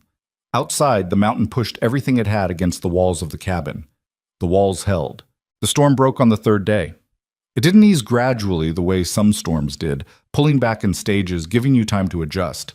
It simply stopped, the way a held breath releases. 1 hour the wind was still hammering the north wall hard enough to vibrate the iron hooks on their pegs, and the next hour it was gone. And what was left was a silence so complete it had weight and texture. The kind of silence that rang in your ears after 3 days of roaring. Eliza stood on the porch in the early morning and looked out at what the storm had left behind. The clearing was unrecognizable. The snow was chest-high against the north wall of the cabin where the drifts had built, and in the open areas it lay in sculpted formations that had the look of something that had taken much longer to make than 3 days. Smooth curves and sharp-edged ridges and hollows that caught the morning light at angles that made them look almost deliberate. The tree line was still there, which she'd been half afraid to check. The big pines standing under their loads of snow with the indifferent patience of things that had been through this before. The sky was the hard, clear blue that came after serious weather, the kind of blue that had no warmth in it but was beautiful anyway. She stood with her coffee and looked at it and thought about Gideon. He had not come back. She had been keeping that thought in a specific compartment since the storm started, acknowledging it, not ignoring it, but not allowing it to expand and take up space she needed for other things. Now, in the silence and the clear, cold morning, she let herself think it fully. He'd been out 2 days before the storm hit. He knew the mountains, he knew the weather, he would have found shelter, a trapper's lean-to, a rock overhang, somewhere he could ride it out. These were facts. He was experienced and he was careful, and he had 15 years of reading this country. But the storm had been larger than anyone had predicted by a significant margin, and the cold had been serious enough to kill. And he was one man in an enormous amount of wilderness. She went inside and made breakfast. Ethan's hands were better. He had come through the hypothermia without losing any fingers, which the temperature he'd been exposed to made something close to a miracle of timing. She'd gotten to him when she had because of luck as much as anything. The particular luck of going down face first into the snow rather than on his back, of being found at 50 feet rather than 60 where the rope would have run out. She had not shared this calculation with him. He was 15 and he'd been scared enough already. He sat at the table now, eating his oatmeal with the careful movements of someone whose hands were still tender, and he watched her over his spoon in a way that was different from before. Not the guarded assessment she'd been getting for 3 months. Something else. A directness. A lack of performance. Like the storm had stripped something away that he'd been using as cover. "Your hands need to stay warm today," she told him. "No outdoor work." Your hands need to stay warm today," she said again, not unkindly but clearly, the way she said things she meant the first time. He looked at her for a moment, and then he said, "All right," without the pause, without the beat of deliberate delay she'd grown accustomed to. Just, "all right." She turned back to the stove. James was watching this exchange with enormous interest, as he watched everything with enormous interest. Henry was at the table with his carved horse near his bowl, which he sometimes brought to meals and sometimes didn't, and she had never commented on it because she understood it was not for her to comment on. Clara had come down wearing the rag doll tucked under her arm like a parcel, and her braids were lopsided again because she'd slept on them. "Come here," Eliza told her, "before you eat." Clara came and stood in front of her and submitted to having her braids redone with the patience she reserved for this operation, which was more patience than she applied to most things. "Is Papa coming back today?" she asked. Margaret, who had come downstairs and was pouring herself water, went still for just a moment at the shelf. "I think probably today or tomorrow," Eliza said. She kept her voice even, working through the first braid.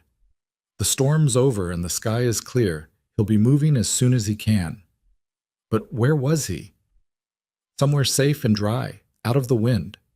How do you know? "Because he's been taking care of himself in these mountains since before you were born," Eliza said. "He knows how to find the safe places." Clara considered this. "Did he have food?" "He keeps things in his pack for exactly this kind of situation.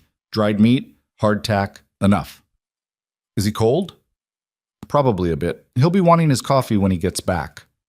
Clara seemed to find this satisfactory. She accepted the completed braids with a small nod of evaluation and went to her bowl. Eliza kept her face turned toward the stove.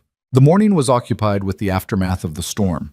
She sent James and Margaret to dig out the chicken pen, which had drifted in badly enough that the birds had been unable to get to their water, and she went with them because the drift was up to her waist, and the children couldn't manage it alone.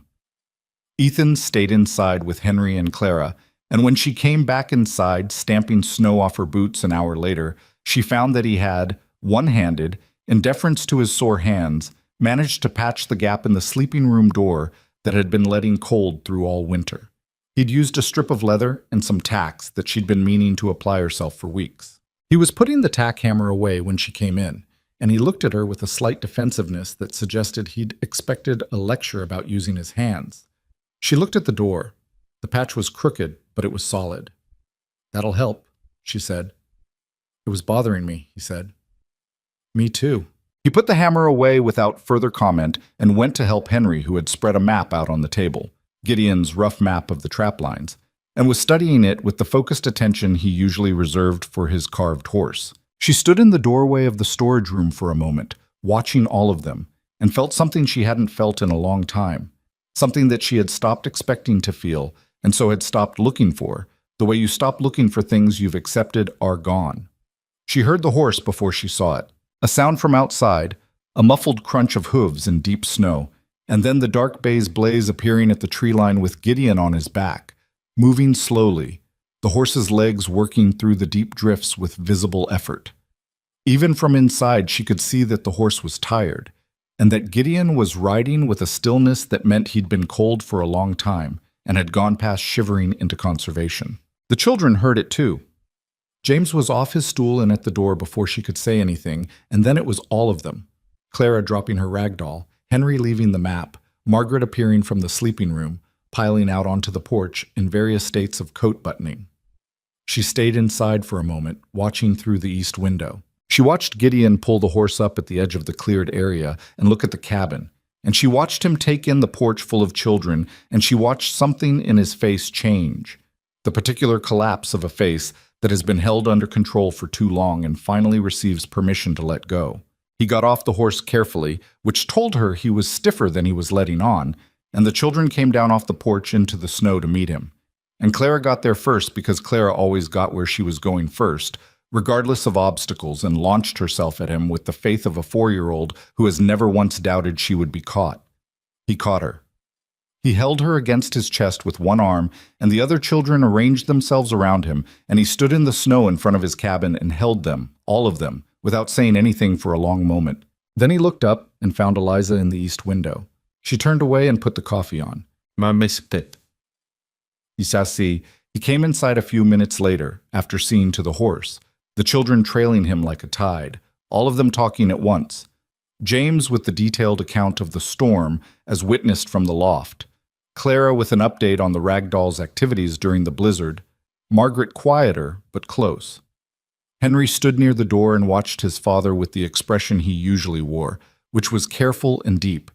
And Gideon looked at him over the heads of the younger children, and something passed between them that she didn't try to interpret. Ethan was at the back of the group. He and Gideon looked at each other, and Gideon's gaze moved to Ethan's hands, the careful way he was holding them, and something changed in his face. "What happened to your hands?" he asked. The room went slightly quiet in the way rooms did when something important was about to be said. "I went out in the storm," Ethan said. "I was trying to get firewood from the back pile. I got turned around." He paused. "Eliza came out and got me." Gideon looked at him for a long moment. Then he looked at Eliza, who was pouring coffee and had her back to the room. "How bad?" he asked, directing it at her. "His fingers are fine," she said. "It was close, but they're fine. He'll have full use of them." "How far out did you go?" She turned around. He was looking at her with the directness he usually kept contained, the gray eyes steady and serious. "About 50 feet, she said. "I had a rope." 60 feet of logging rope from the storage room, Ethan said. She tied it to the game ring on the porch. He was looking at his father with an expression she hadn't seen from him before, not performing anything, not managing anything. Just a boy looking at his father with something that needed to be said out loud. "She found me in a whiteout, Pa, in that storm.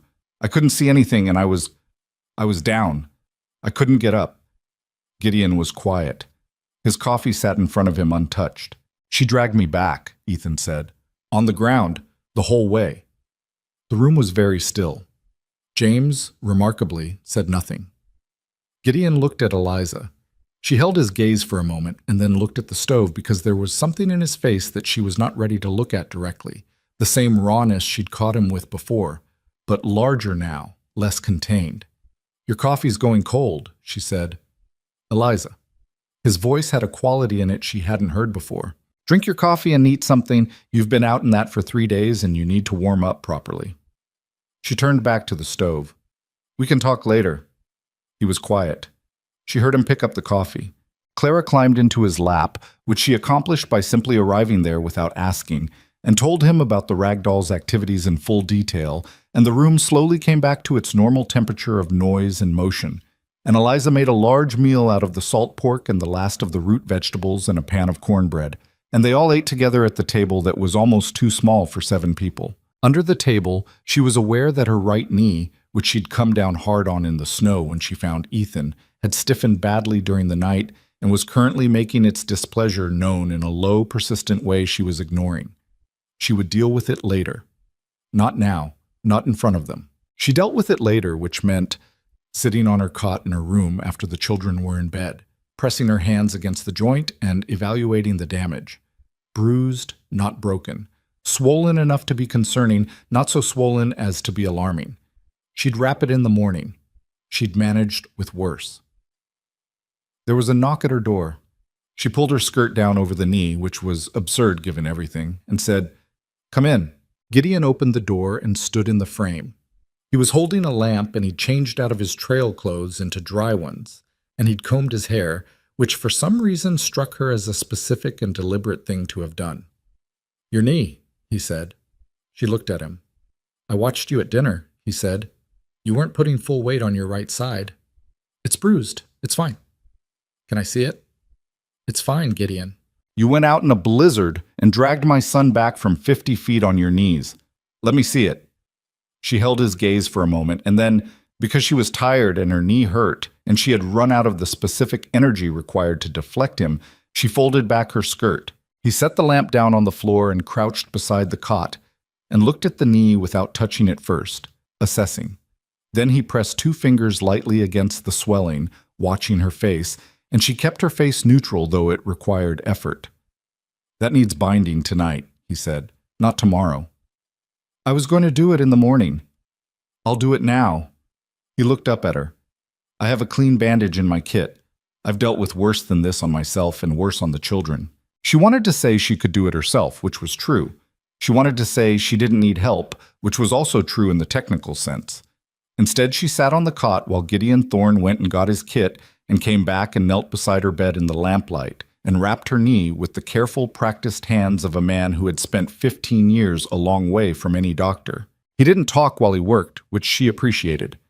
He was good at the task, which she also appreciated. The binding was firm and even, and when he was done, the knee felt measurably better. He sat back on his heels and looked at his work and then at her. "I was worried," he said. "When I was out there and the storm came in. I kept thinking about—" He stopped. "I kept thinking about whether you'd manage." "We managed." "I can see that." He was still looking at her. "That's not entirely what I meant."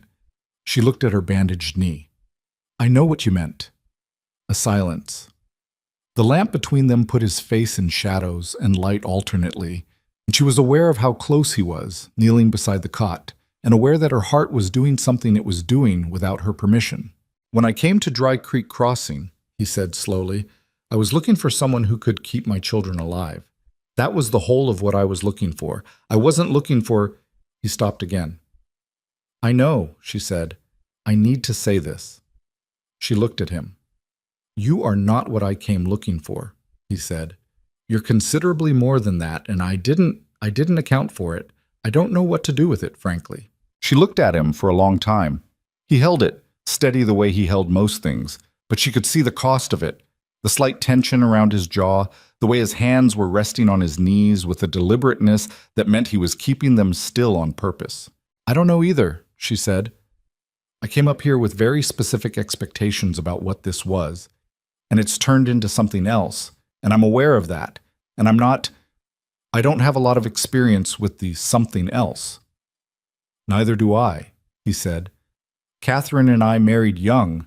I don't know how to—" He made a gesture that was almost helpless, which on a man his size was surprising and oddly moving. "I don't know how to go about this." "Neither do I," she said again. "So I suppose we're even." Again. The edge of his mouth moved, the almost thing that she had been watching for months. "Your knee needs rest," he said, which was the most Gideon Thorne thing possible to say at that moment, and she felt something in her chest release in a way that was not entirely comfortable, but was entirely real. "I know," she said. "Good night, Gideon." He stood up, picking up the lamp. He stood in the doorway and looked at her for one more moment. "What you did for Ethan," he said. "I need you to know that I understand what you risked, and I'm not going to pretend it was just—" He stopped. "I'm not going to pretend it was just part of the arrangement." She held his gaze. "Go to sleep," she said. "You've been awake for 3 days." He went. She lay in the dark and looked at the ceiling and listened to the cabin settle and the wind, which was just ordinary wind now, moving through the pines with the low sound it made when it meant nothing in particular. In the morning, Ethan was up before her. She came out of her room to find the fire already built and the coffee already on, and Ethan standing at the east window with his cup in his 2 carefully held hands, looking out at the clearing where the storm had left its marks. He heard her and turned around, and she saw that he'd slept better than he had since she'd arrived. The tight, watchful look he carried was still there, but further back, less immediate. "You didn't have to do the fire," she said. "I wanted to." He said it simply, without the qualifications he usually attached to everything. Your knee. Pa said you hurt it. It's better this morning. He looked at her for a moment.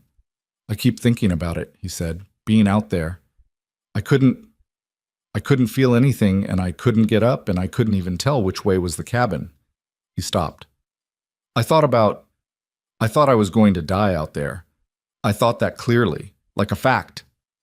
You weren't wrong to think it. And then I felt you. He looked at his coffee. I wasn't fully conscious, but I felt someone grab my collar, and I thought it was my father. And then I thought, no, Pa's not here. And I couldn't figure out who else it would be. She sat down at the table. Her knee was stiffer than the night before, which was how bruising worked. Does it change things? She asked, knowing it was me.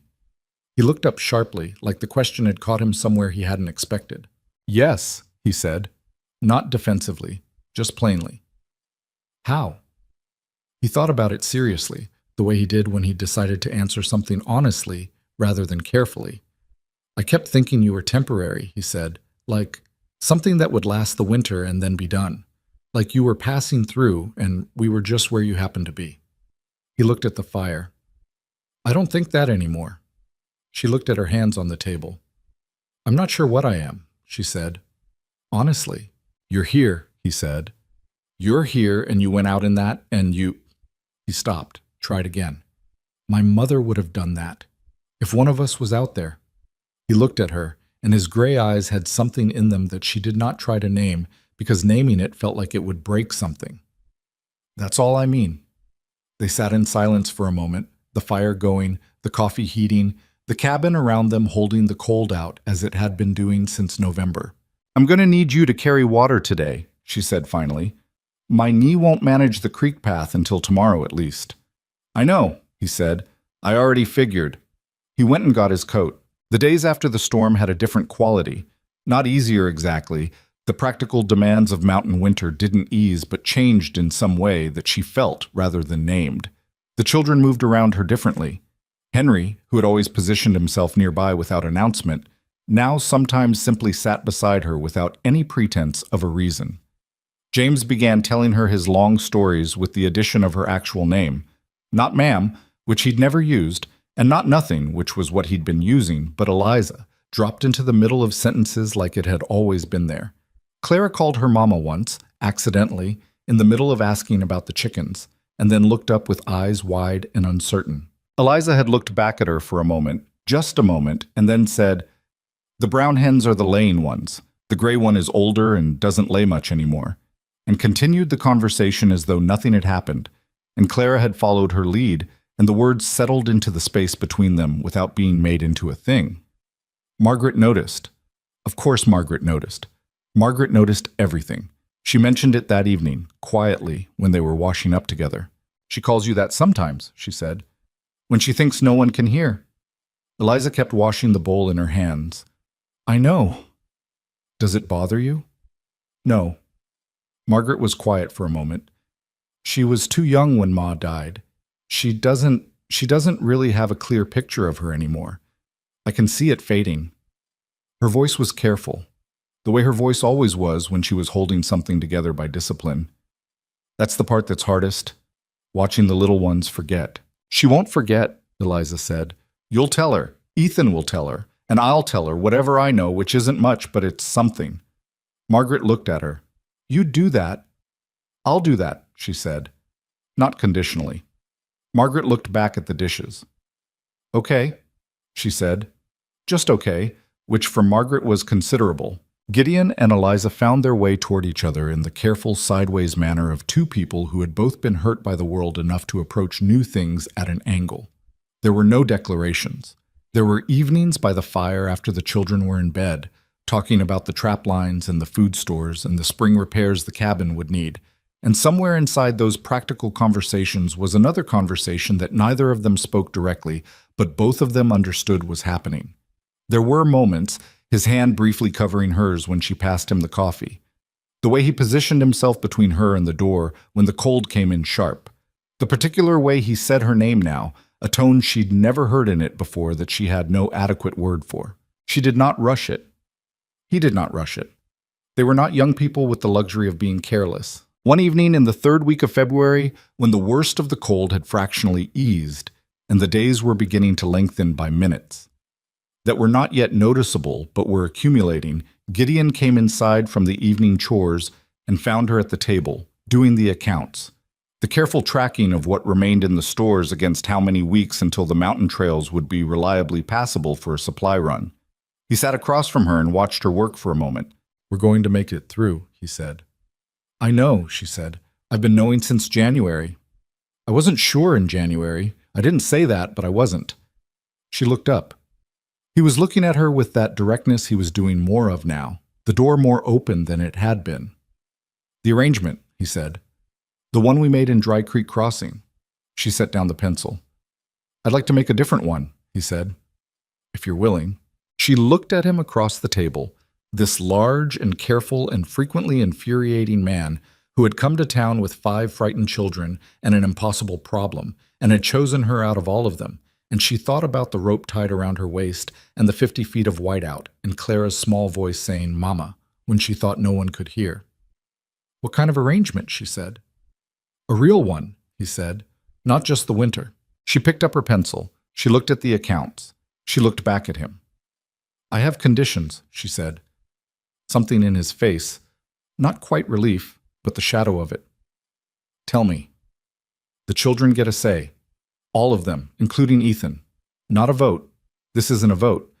But they get told what's happening before it happens, and they get to be heard." "Agreed.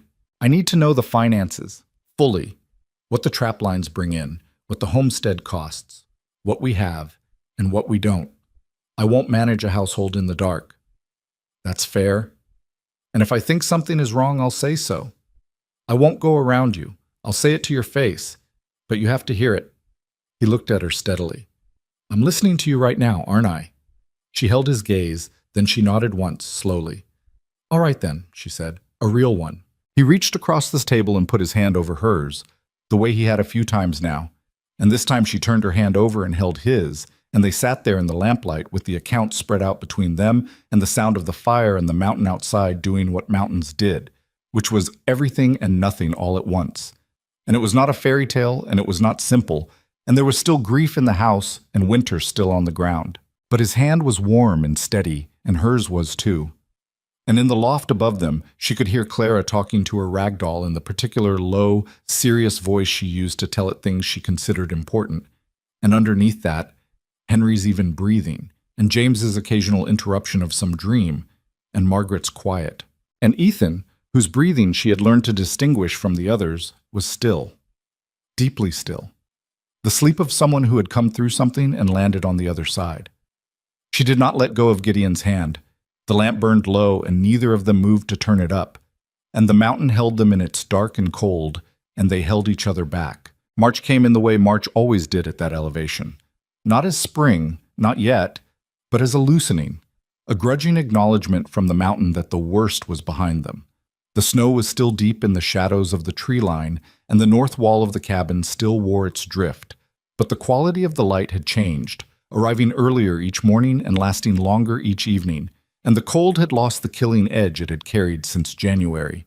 The creek, when Eliza went to check it, had begun moving again at its center, a thin dark line of open water running beneath the ice that widened a little more each day. She stood at the creek one morning in the first week of March and listened to it, the sound of moving water after months of silence, and felt something in herself that she did not immediately have words for.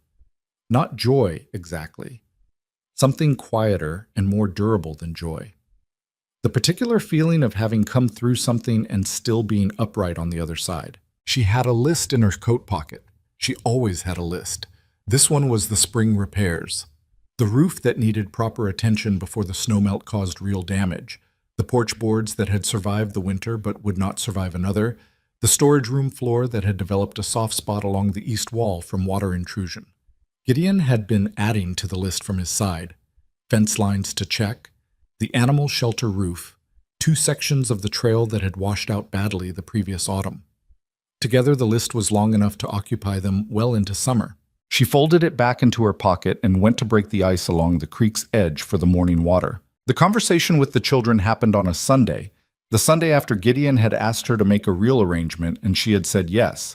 She had insisted on the Sunday because it was the one morning that had its own ritual now. The biscuits, the slower pace, the family assembled before the day's work pulled them apart. She wanted the telling to happen in a moment that was already theirs, not in a random evening that would be remembered for this alone. Gideon told them, plainly and without ceremony, which was the right way to do it with these particular children. He said that he had asked Eliza to stay, not just through the winter but going forward, as his wife properly, and that she had agreed, and that he wanted them to know before any other arrangement was made. He stopped and let the silence sit. James spoke first because James always spoke first. "So you're staying?" "Yes," Eliza said.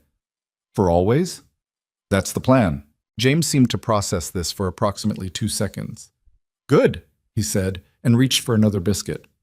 Henry said nothing, which was Henry, but he looked at her with those deep reading eyes, and then he nodded once, slowly, the kind of nod that meant more from Henry than a paragraph would from anyone else. Margaret looked at the table for a moment and then at Eliza and said, "I think that's right," with a composure that was so clearly her mother's that it ached a little, but in a way that was clean rather than sharp.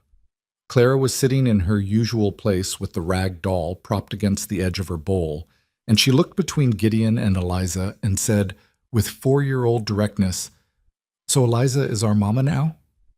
The table went quiet. Eliza looked at Clara, at the small, serious face waiting for a real answer, not a careful one. "I'm Eliza," she said. "I'll always be Eliza. And I'm going to be here. And I'm going to take care of you. And whatever you want to call me is all right with me." Clara thought about this with the thoroughness she applied to important questions. "I'll call you Mama Eliza," she decided. "Because you're both." Margaret made a sound that she converted quickly into clearing her throat. Gideon looked at the window. Ethan had said nothing yet. He was at his end of the table, his coffee in front of him, and everyone was carefully not looking at him, which was its own kind of pressure. Eliza waited. She had learned to wait with Ethan. He looked up and found her looking at him, and for a moment they just held that, the two of them who had been the hardest to each other and understood each other most. "Ethan," she said, "you don't have to say anything right now." "I know." He picked up his coffee. "Put it down." "She'd want this. My mother, she wouldn't want—" He stopped. "She told me once that the worst thing a person could do was let pride keep them from accepting help. She was talking about something else at the time, but—" He looked at Eliza steadily. "I think she'd want this." Eliza held his gaze. "I think she was a smart woman." "She was," he said. "Yeah." He picked up his coffee again. "Okay," he said. "Just okay?" The same word Margaret had used in the same tone, and she understood that in this family, okay said that way meant something it didn't mean anywhere else. She looked at Gideon. He was looking at her with that open expression she'd caught him with before, no longer trying to close it back down. "All right then," she said. "Eat your biscuits." They rode down to Dry Creek Crossing in the 3rd week of March, when the main trail was passable enough for horses if you were careful about it. Gideon had business at the trading post, supplies to replenish after the winter, trap equipment, a length of fencing wire, and they brought the 3 older children, leaving Clara and Henry with the nearest neighboring homestead family 2 miles down the mountain. People named Garrett, who had been friendly from a distance, and who Clara had decided she liked because their youngest daughter also had a rag doll. Eliza had not been back to Dry Creek Crossing since November. 4 months. The settlement looked smaller than she remembered, which was always the way with places you'd been away from long enough to gain perspective on. The mud of the main street was back. The winter ice melted into the same ankle-deep mire it always became in the thaw. The leaning church steeple was still leaning. The saloons were open, which they always were. She rode in beside Gideon and was aware of the looking. Frontier settlements were nothing if not observant, and the return of Gideon Thorne from the mountain was news on its own. But Eliza Hartwell beside him, upright on the gray mare, wearing the same canvas coat she'd left in but with something different in how she held herself. That was a different order of news. She saw Agnes Pryor before Agnes Pryor saw her. The woman was coming out of the dry goods, her basket on her arm, and she looked up at the sound of the horses and stopped on the boardwalk. Their eyes met for a moment across the mud and cold air of the main street. Eliza held her gaze and then looked away first, not in retreat, but in the manner of someone who has simply moved on to the next thing and has no energy to spare for the previous one. She dismounted at the trading post and handed her reins to Ethan and went inside with Gideon. Sal Deering found her at the trading post counter 20 minutes later. She came in for something. Coffee, she said, though the trading post wasn't the best place to buy it, and saw Eliza and stopped and looked at her the way someone looks when they're checking whether a thing they hoped for actually happened. "You made it through," Sal said. "We made it through." Sal looked her over, not rudely, just with the attention of someone who was genuinely reading the situation. "You look different," she said. "I've been hauling water and splitting kindling since November." "That's not what I mean." Eliza allowed herself a slight smile. "I know." Sal glanced out the trading post window to where Gideon was loading supplies into the pack, with Ethan helping, James handing things up and providing unnecessary commentary, Margaret checking the list. "He's a hard man to know," Sal said. "Yes, but worth it, I think," Catherine always said. "Catherine was right," Eliza said. Sal bought her coffee and left, and on her way out she passed Agnes Pryor, who had apparently followed them to the trading post in the way of a woman whose curiosity overrides her dignity. Agnes came in with the particular forward energy of someone who has prepared remarks. Eliza was at the counter, going through the list of what they still needed, and she did not turn around immediately. "Mrs. Hartwell," Agnes said. She turned around. "Mrs. Pryor." Agnes looked at her with the expression she'd worn for 6 years, the one that held a specific kind of satisfaction in it, the satisfaction of a person who has sorted the world into categories and found everyone correctly placed. But something in that expression was uncertain now, recalibrating, and Eliza could see the moment when Agnes recognized that her category for Eliza Hartwell no longer applied. "I heard you wintered up at the Thorne place," Agnes said. "I did. And that there was some kind of trouble during the blizzard." The story had clearly made it down the mountain ahead of them, carried by whatever channels frontier gossip used, probably through the Garrett family, or through Gideon's supply runs, or simply through the particular osmosis by which news traveled in small settlements. "There was a situation," Eliza said. "It was handled." Agnes looked at her for a moment. "They're saying you went out into the storm, after the Thorne boy." "Yes. Alone. With a rope." Agnes opened her mouth and then closed it, which was not something Eliza had seen Agnes Pryor do before. She was recalibrating in real time, visibly, and it was clear the recalibration was uncomfortable. "That was a very," Agnes started, "that was a brave thing." "It was necessary," Eliza said. "There's a difference." She turned back to the counter, not dismissively, just because she was done and the list was not finished and she had 5 people's supplies to account for. She heard Agnes standing behind her for another moment, and then the sound of the door. Gideon was at her elbow a few minutes later, having come in for the next section of the list, and he looked at her face and then at the door. "Agnes Pryor," she said, not making it a question.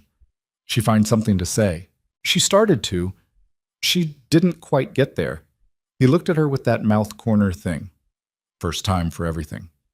She handed him the section of the list she'd finished, and he went back out, and she heard James outside say something that made Ethan laugh. An actual laugh, not the short, controlled sound he sometimes produced, but an unguarded one, and she stood at the trading post counter for a moment and let that sound be what it was. They rode back up the mountain in the afternoon, the trail soft and slow with the melt, the horses picking their way carefully. James talked the entire way, as he always did, this time about the trading post and whether the man who ran it had ever considered organizing his barrels differently, a subject on which James had extensive opinions. Eliza rode beside Gideon and listened to James and watched the mountain and said very little. At some point, Gideon said quietly, just to her, "How was it?" "Fine," she said. And then because he was looking at her with the look that meant he was reading more than her answer. Strange. I kept expecting to feel something I didn't feel. Like what? I don't know. Smaller, maybe. Going back there after... She looked at the trail ahead. I spent 6 years feeling like Dry Creek Crossing was the whole of what was possible for me. And now it's just a town. It always was just a town. I know that now. She adjusted her grip on the reins. I didn't know it then. He was quiet for a moment. Then, "You don't regret it. Coming up."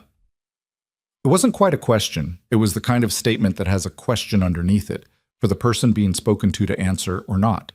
"No, she said. Not for a day. He nodded once, and they kept riding. The homestead looked different in March than it had in November. She'd been away from it for only a day and a half, but the return had the quality of seeing something with fresh eyes. The cabin set against the rock face, the big pines around the clearing, the covered woodpile on the north side still holding good supply, the cleared paths between the cabin and the creek and the animal shelter. The work she and Gideon and the children had done all winter was visible in the way a thing is visible when you've been too close to it to see it properly. It was not beautiful in any postcard sense. It was functional and solid and cared for, and those were better things to be. Clara came running from the Garrett place before they'd even finished unsaddling, with Henry close behind, and she launched herself at Eliza without slowing, which Eliza caught the same way she always did. Inelegantly, slightly off balance, adjusting to the weight of the small, determined body. "Mama Eliza," Clara said into her shoulder, already moving on. "Mrs. Garrett has a cat that has 4 kittens, and she said I could come see them again next week. Can we? Can we go next week?" "We'll see," Eliza said, which Clara had already identified as the version of yes that required patience, and she wiggled down and went to find James to tell him about the kittens at high volume. Henry stood in front of her. He looked at her face for a moment with his particular reading expression. "You're back," he said. "I'm back," she said. He nodded, satisfied with this answer, and went to help unsaddle. That evening after supper, when the children were settled and the cabin had reached the specific quiet of a household winding down, Eliza sat on the porch steps in the cold that was still cold, but less so, and looked at the clearing. The last light was going off the mountain above them, the peaks catching it long after the valleys had lost it, turning from gold to pink to the gray that was almost lavender before the dark came in fully. She was thinking about what she had been, not in a painful way, more in the way you think about an earlier version of something when you can see it clearly from a distance. The woman in the room above the saddlers, with the rag-stuffed window and the resoled boots and the careful management of a life that had been stripped down to almost nothing. The woman who had spent 6 years letting other people's definitions of broken settle over her like sediment, not because she believed them entirely, but because she was too tired to keep arguing.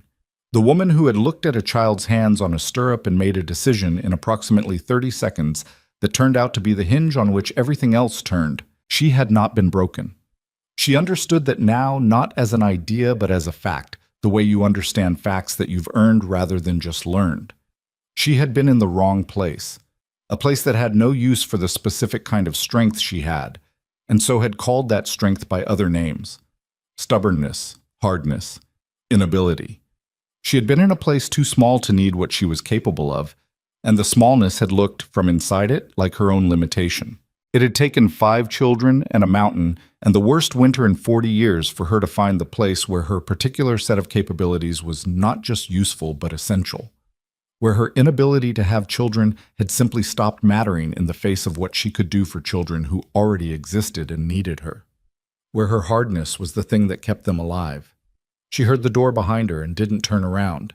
Gideon sat down beside her on the step, close enough that his shoulder was against hers. He had 2 cups of coffee. The rationing was done.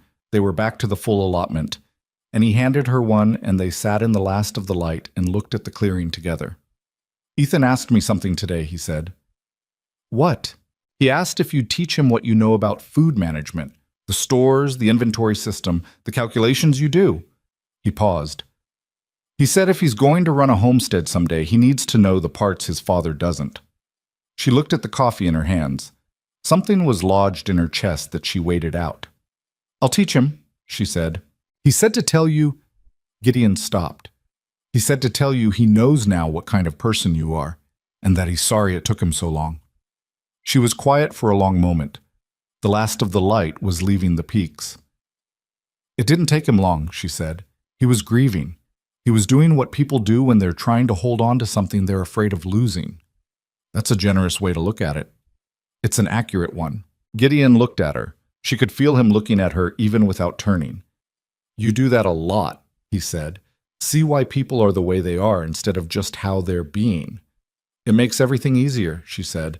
"Not easier to deal with, easier to understand." "Catherine did that too," he said, and his voice had the quality it always had when he said her name. Not painful, not closed, just true and steady. You would have... He stopped. I know, she said. He put his arm around her shoulders, not dramatically, just the simple weight of it, and she let herself lean into it by about half an inch, which was about as much leaning as she typically allowed herself. He noticed, because he noticed most things, and his arm settled more firmly, and they sat like that on the porch steps of the cabin they were going to spend the rest of their lives making livable, as the mountain dark came in fully and the first stars appeared above the peaks. She thought about what she was going to say if she ever saw Agnes Pryor again, properly, with enough time to say something worth saying. She thought she might say nothing. She thought that was probably the right answer. Agnes Pryor's opinion of her had been wrong for 6 years, and the correction was not going to come from an argument. It was going to come from the simple fact of what Eliza Hartwell's life had turned into, visible and undeniable, and requiring no defense. The woman they'd called barren. The woman they'd called broken. The woman who had nothing left to lose and no good options, and who had made the only decision available to her and ridden up into a mountain winter with a stranger and 5 grieving children and a cabin that was falling apart. She had not saved them by being extraordinary. She had saved them by being present and stubborn and awake to what was needed day after day, without anyone seeing most of it, without applause, without the kind of recognition that people in towns gave to the kinds of courage they could witness and name. She had fixed the window pane and organized the flour and made the Sunday biscuits and sat on the cold floor with a 4-year-old and a dead chicken and told the truth about fairness and gone out into a blizzard with 60 feet of rope because the alternative was unacceptable. That was all. And that was everything. Ethan came to the door behind them. She heard it open and felt the warmth from inside briefly on the back of her neck. Henry and Clara are arguing about the cat kittens, he said. Clara says there are 4, and Henry says there are 5, and neither of them will back down. There are 4, Eliza said. Clara's right. I heard Mrs. Garrett say so. I'll tell them. He paused. She could feel him standing in the door, not moving yet. It's cold out here. It is, Gideon said. Another pause. Then Ethan said, Come in when you're ready. And the door closed, and it was the most ordinary thing, the most unremarkable 3 words, Come in when you're ready.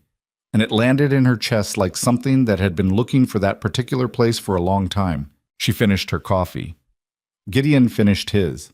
The mountain was dark now above them, and the stars were out properly.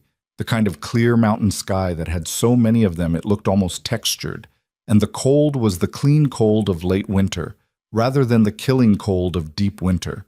And somewhere in the cabin James was saying something at volume, and Clara was apparently still arguing her position on the kittens with the tenacity she applied to all positions she held. She stood up. Her knee, which had healed but still registered cold weather in a way she expected it would for a long time, complained briefly, and she noted it and moved on.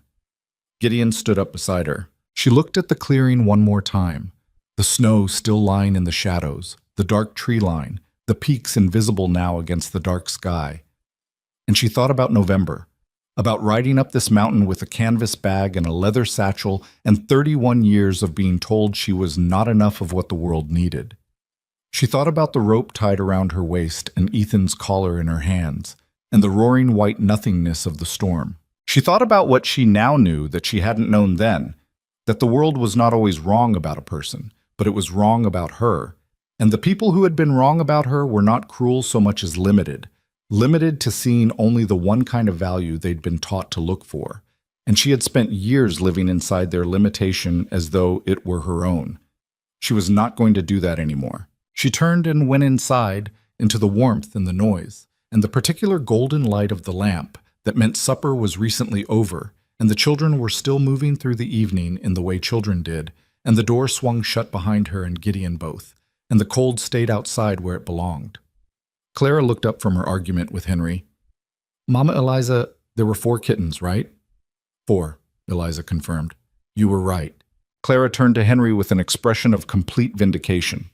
Henry accepted this with his characteristic equanimity, adjusting his position without apparent distress. James had moved on to something else entirely and was telling Ethan about it at length. Margaret was at the table with the primer, reading by lamplight, and she looked up when Eliza came in and gave her the small, composed nod that was Margaret's version of welcome home. Eliza hung up her coat. She looked at the room, the fire, the lamp, the faces, and she felt the thing she'd been feeling since the creek that morning, that quiet and durable thing that was more than joy and sturdier than happiness. She had been looking, without knowing it, for the place where her strength was needed, not valued by everyone, not celebrated, not made easy, just needed, in the deep and daily and serious way that meant it mattered whether she was there. She had found it in the last place the women of Dry Creek Crossing would have looked. And she was never going to be a woman who needed anyone to understand that. She only needed to know it herself, which she did, which was enough, which had always been enough if she had only known where to look. "Move over," she told James, who was occupying too much of the bench. "You're not the only one who needs to sit down." He moved, still talking. She sat.